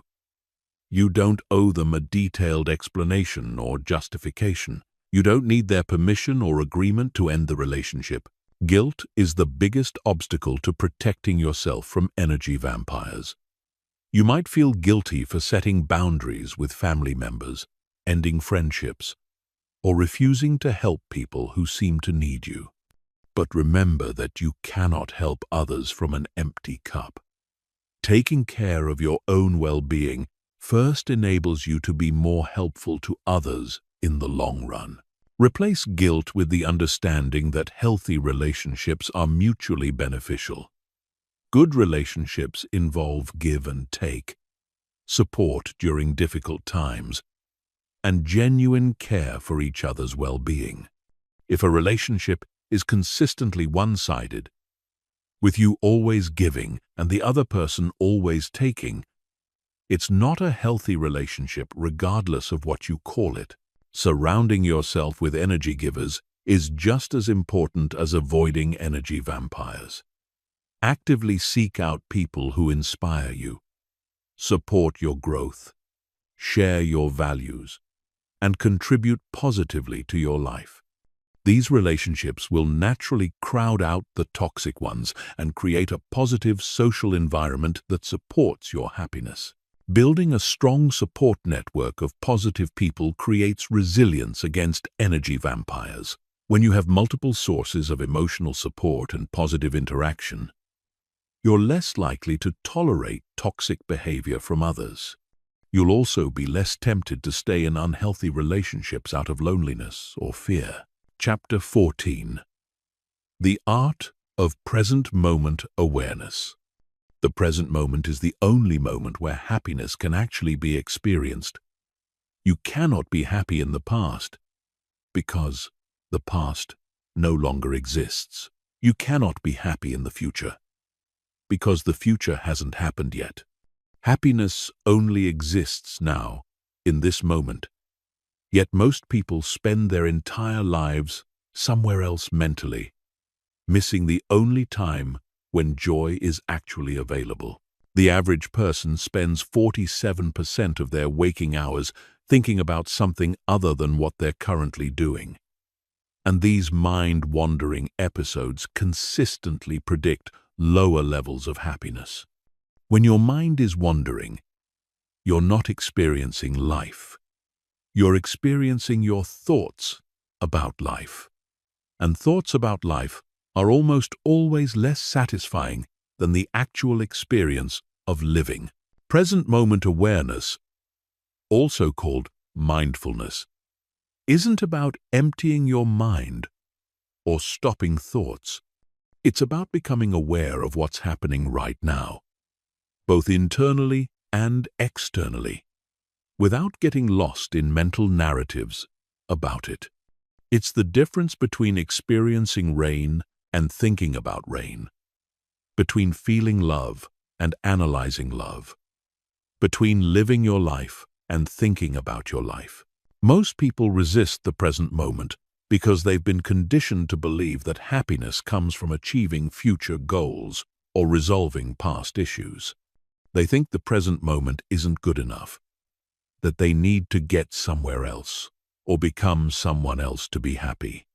But this is the fundamental delusion that keeps people trapped in perpetual dissatisfaction. The present moment is always perfect for experiencing happiness, not because external circumstances are always ideal, but because happiness is an internal state that doesn't depend on external conditions. You can feel peaceful while experiencing chaos. You can feel grateful while facing challenges. You can feel love while dealing with difficult people. The key is learning to access these states consciously rather than waiting for circumstances to create them automatically. Developing present moment awareness begins with understanding the difference between pain and suffering. Pain is the unavoidable physical and emotional discomfort that comes with being human. Suffering is the mental elaboration we add to pain through our thoughts and resistance. When you stub your toe, the physical pain is unavoidable. But the mental suffering, the story about how clumsy you are or how this ruins your day, is optional. Most of what we call suffering is actually resistance to what's already happening. When you fight reality, when you wish things were different, when you replay past events or worry about future possibilities, you create mental suffering that has nothing to do with present moment circumstances. The practice of acceptance doesn't mean you like everything that happens. It means you stop wasting energy fighting what's already happened or might happen. Breath awareness is the most accessible doorway into present moment consciousness. Your breath is always happening now, and focusing on it naturally brings your attention into the present. When you notice your mind wandering into thoughts about the past or future, simply return your attention to your breathing. This isn't failure. It's the practice. The mind wanders, you notice. You return to the breath. This cycle strengthens your ability to stay present. Body awareness is another powerful anchor for present moment consciousness. Your body is always in the present, never in the past or future. Scanning your body from head to toe, noticing sensations without trying to change them, connects you immediately with what's happening now.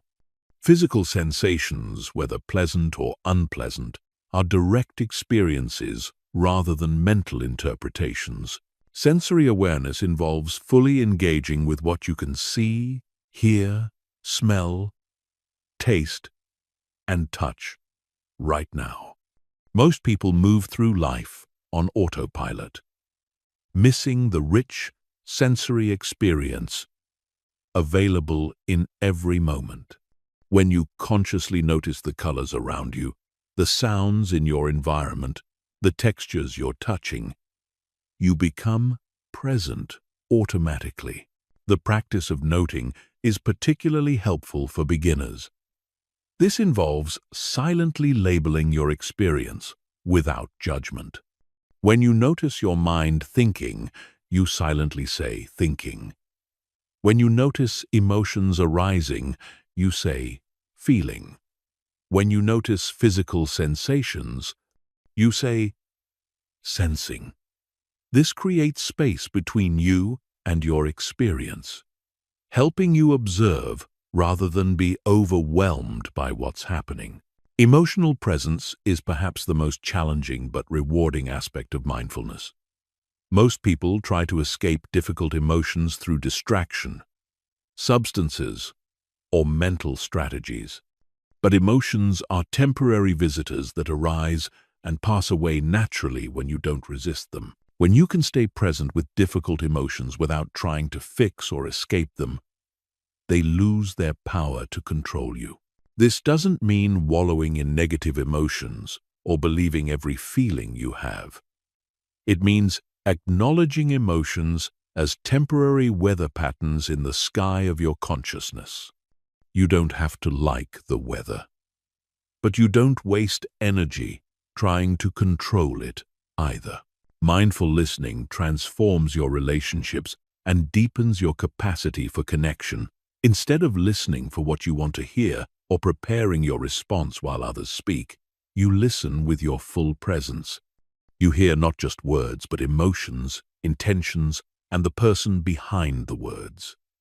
This quality of attention is so rare that people feel genuinely seen and appreciated when you offer it. Mindful eating can transform one of your most routine activities into a source of pleasure and awareness. Instead of eating while distracted by screens or thoughts, you pay attention to flavors, textures, and the experience of nourishment. You notice when you're hungry and when you're satisfied. You appreciate the journey food has taken to reach you. Walking meditation brings mindfulness into movement. Whether you're walking to the store or taking a deliberate, mindful walk, you can focus on the sensation of your feet touching the ground, the movement of your legs, the rhythm of your steps. Walking meditation proves that you don't need to be sitting still to be present. The ultimate goal of present moment awareness isn't to be mindful all the time, which would be impossible and unnecessary. The goal is to have the ability to return to the present when you choose to, especially during difficult or important moments, when you're stressed. Instead of getting lost in worried thoughts, you can return to your breath. When you're with loved ones, instead of being distracted by mental chatter, you can be fully present with them. Present moment awareness also reveals the illusory nature of many problems. When you're fully present, you often discover that the problem you were worried about exists mainly in your thoughts about the situation, not in the situation itself. Right now, in this moment, you're probably okay. You're breathing, you're safe, you have what you need. Most suffering exists in mental projections about what might happen, or mental replaying of what did happen. This doesn't minimize real challenges or suggest that present moment awareness solves all problems. But it does reveal that many of our problems are self-created through excessive thinking and worrying. When you can stay present, you often find that you have more resources and clarity to handle actual challenges when they arise. Chapter 15. Living from your unshakable core. After everything we've covered, there's one final truth that will determine whether you actually transform your life or just collect more information. Happiness isn't something you achieve, it's something you are, deep within you. Beneath all the stories, fears, and conditioning exists an unshakable core of peace, joy, and wholeness that no external circumstance can touch. Learning to live from this core, rather than from your surface, thoughts, and emotions, is the ultimate key to sustained happiness, regardless of what life brings. Most people spend their entire lives trying to become happy through external means, never realizing that they're already whole and complete. They think happiness is a destination they'll reach when they get enough money, love, success, or security. But happiness is actually your natural state, the foundation of your being that gets covered up by layers of mental conditioning and emotional reactivity. This isn't spiritual fantasy or motivational speaking. It's the deepest truth about human nature. When you strip away all the mental noise, all the stories about yourself and your life, all the fears and desires and judgments, what remains is pure awareness. And pure awareness is inherently peaceful and content. You've experienced this state during moments of deep meditation, intense focus, profound love, or natural beauty. When the mental chatter stops and you feel connected to something larger than your small self. The journey to living from your unshakable core begins with recognizing that you are not your thoughts, emotions, or circumstances. You are the awareness that observes thoughts, emotions, and circumstances. This awareness, your true self, is never actually threatened or damaged by anything that happens in your life. It's like the sky that remains unchanged, whether the weather is stormy or clear. When you identify with your thoughts and emotions, you live at the mercy of whatever mental weather happens to be passing through. When you identify with your circumstances, you feel stable only when life is going well. But when you identify with your essential nature, with pure awareness itself, you have an unshakable foundation that no external event can disturb. This shift in identity from the temporary to the eternal, from the changing to the unchanging, is what spiritual traditions have called enlightenment or awakening. But you don't need to become a monk or spend years in meditation to access this truth. You can recognize it right now, in this moment, by asking yourself, who is aware of your thoughts right now? Who notices your emotions? Who observes your circumstances? That which is aware is your true self, and it has never been disturbed by anything you've experienced. It was present during your happiest moments and your most difficult challenges. It's present now as you listen to these words, and it will be present throughout whatever else you experience in life. This awareness is your refuge, your sanctuary, your unshakable core. Living from this core doesn't mean becoming detached or indifferent to life. It means engaging fully with life from a place of inner stability rather than inner chaos. It means caring deeply about things that matter while not being destroyed when they don't go as planned. It means feeling emotions fully while not being controlled by them. It means participating completely in the human experience while maintaining connection to something beyond it. This perspective transforms how you approach challenges.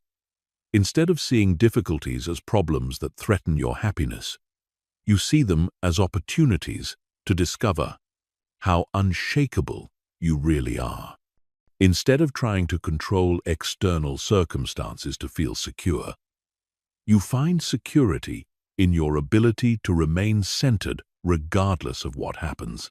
When you live from your unshakable core, you stop waiting for life to be perfect before you allow yourself to be happy. You realize that perfection isn't the absence of problems, it's the presence of peace within any circumstance. You understand that security isn't having everything under control. It's knowing that you can handle whatever comes. This doesn't happen overnight, and it doesn't happen once and then stay forever. It's a gradual process of remembering who you really are beneath all the layers of conditioning. Every time you choose peace over reactivity, presence over mental chatter, love over fear, you're strengthening your connection to your unshakable core. The practices we've covered throughout this audiobook, gratitude, mindfulness, emotional regulation, relationship skills, physical optimization, all serve to clear away the obstacles that prevent you from experiencing your natural state of happiness. They're not ways to become happy, they're ways to remove what's blocking the happiness that's already there. Some days you'll feel deeply connected to this truth, and other days you'll feel completely lost in surface thoughts and emotions. This is normal and part of the process. The goal isn't to be enlightened all the time. It's to have moments of recognition that gradually become more frequent and stable. What changes everything is when you realize that your happiness doesn't depend on anything external ever again, not because external things don't matter, but because you found the source of happiness within yourself. From this place, you can engage with the world from overflow rather than emptiness, from love rather than need, from joy rather than desperation. When you live from your unshakable core, you become a source of stability and peace for others. Your presence alone helps people feel calmer and more centered. You become part of the solution to the world's suffering rather than part of the problem. You radiate the very qualities that everyone is seeking. This is your invitation to stop looking for happiness in all the wrong places and start recognizing the happiness that has always been present in the right place, within your own being. Everything you've ever wanted, every state you've ever sought, every experience you've ever craved, is available right now in the depths of your own awareness. The search is over. You are already what you've been looking for. You are already whole, already complete, already worthy of unlimited happiness and love. The only thing left to do is to live from this truth, to let it guide your choices, inform your responses, and determine your experience of life. Your unshakable core has been waiting for you to come home to it your entire life. It's been waiting patiently, lovingly, consistently, never judging you for how long it's taken you to recognize it. It's here now, in this moment, available to you completely. All you have to do is remember who you really are and let yourself live from that remembering. This is not the end of your journey toward happiness. This is the beginning of living the happiness that you are. This is your moment of recognition, your moment of awakening, your moment of coming home to yourself. Welcome to your unshakable life.